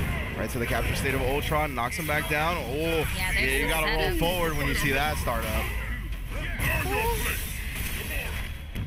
Yeah, he needed to get to the other side. You don't want to get cornered when you have someone in Space Stone. Might not work out very well. Level 3. Very nice. The big gun. So sick. She's so cool. Riku's incoming. Instant activation. Yeah, I would have liked to see him go just with the light kick ice. He would have traded with the guns and he could have got a full combo. You're right. Yeah, the ice is definitely a better option at the start. Yeah, as soon as you activate, ice is usually the thing to go to. And so far, so good for Kyoku, sending that reality back. Yeah. But the beam's too strong. Oh, we tried to get it that time, couldn't find it. Close to getting that air-to-air confirmed. Manic is bleeding right now. Any little hit can do it. Huge air throw. Not going to be able to follow up, though. He does get corner positioning. Oh, that was a reversal stone while he was in the corner. That gets the throw for the finish. Kyoku going up 1-0 on Manic. Eliminating the target. That's You know, Manic doesn't want to go home so early at his hometown major, right? From Exactly. SoCal. Wants to put his... He's got to defend the gate. Yeah, you got to defend the territory. Fortunately for him, though, he's already down 1-0, and these 8-way air dash characters, despite their movement options, still getting locked down by those Gamora guns. Oh, interesting. Using that Space Stone in such an awkward way. But nice hit. Gonna get that corner carry again. He is pretty low too, so he should be able to get the full combo. Very nice. Was over half health. Oh, that's a lot of damage. Oh my The god. charge of Fireball, he just confirms Oh it to the my super. god, that hurts. Ouch. Ouch. Oh, ouch. and then the Fireball again. Manic, Oh, you gotta the watch your overhead. dome, man. The overhead. This is doing a lot of damage now. Full loops. Oh, just dropped the last breath. Oh, and he just gets chucked out of it right after the Infinity Stone activation. Oh, the Dolphin Kick. He's starting to go ham, trying to get any hits he can. With the Reality Stone backing him up. It's doing some damage to Kyoku's Gamora, but it's not going to be enough just yet. Just yet. She's getting there, though. She can tag into Thanos, yeah. And, Oh, grabbed right out of the javelin. Couldn't get anything off it, unfortunately. Yeah, But he's still in a good position. and only needs a little bit more space mirror as well to put Manic in the box and ensure his victory. He's going to have it now as soon as he's able to activate. Oh, the nice energy reset. javelin set up, yeah. Oh. Just gets the throw, and now he's in the box. Goes for level 3, and she returns the favor for the win. Let's go, Kyoku. Taking that match, the last match of the day. I like that. Great response to level 3. Level 3 of his own. Gamora proven Eliminating the her target. superiority That's once again, even while fighting alongside her hated father. Good stuff. Well, you know, Marvel is a family game, so gotta Keep it in the family. For sure. Ah, well, that was our last match, unfortunately, but you can catch more Marvel action. You said later today with the exhibitions, right? Yeah. And tomorrow, of course, and obviously Top 8 on Sunday. So yeah, so we're going to go to Street Fighter V now here, and tomorrow we're going to start with Street Fighter V and end with Marvel vs. Capcom Infinite. So just to give you an idea of the schedule, please stick around. We'll be back soon.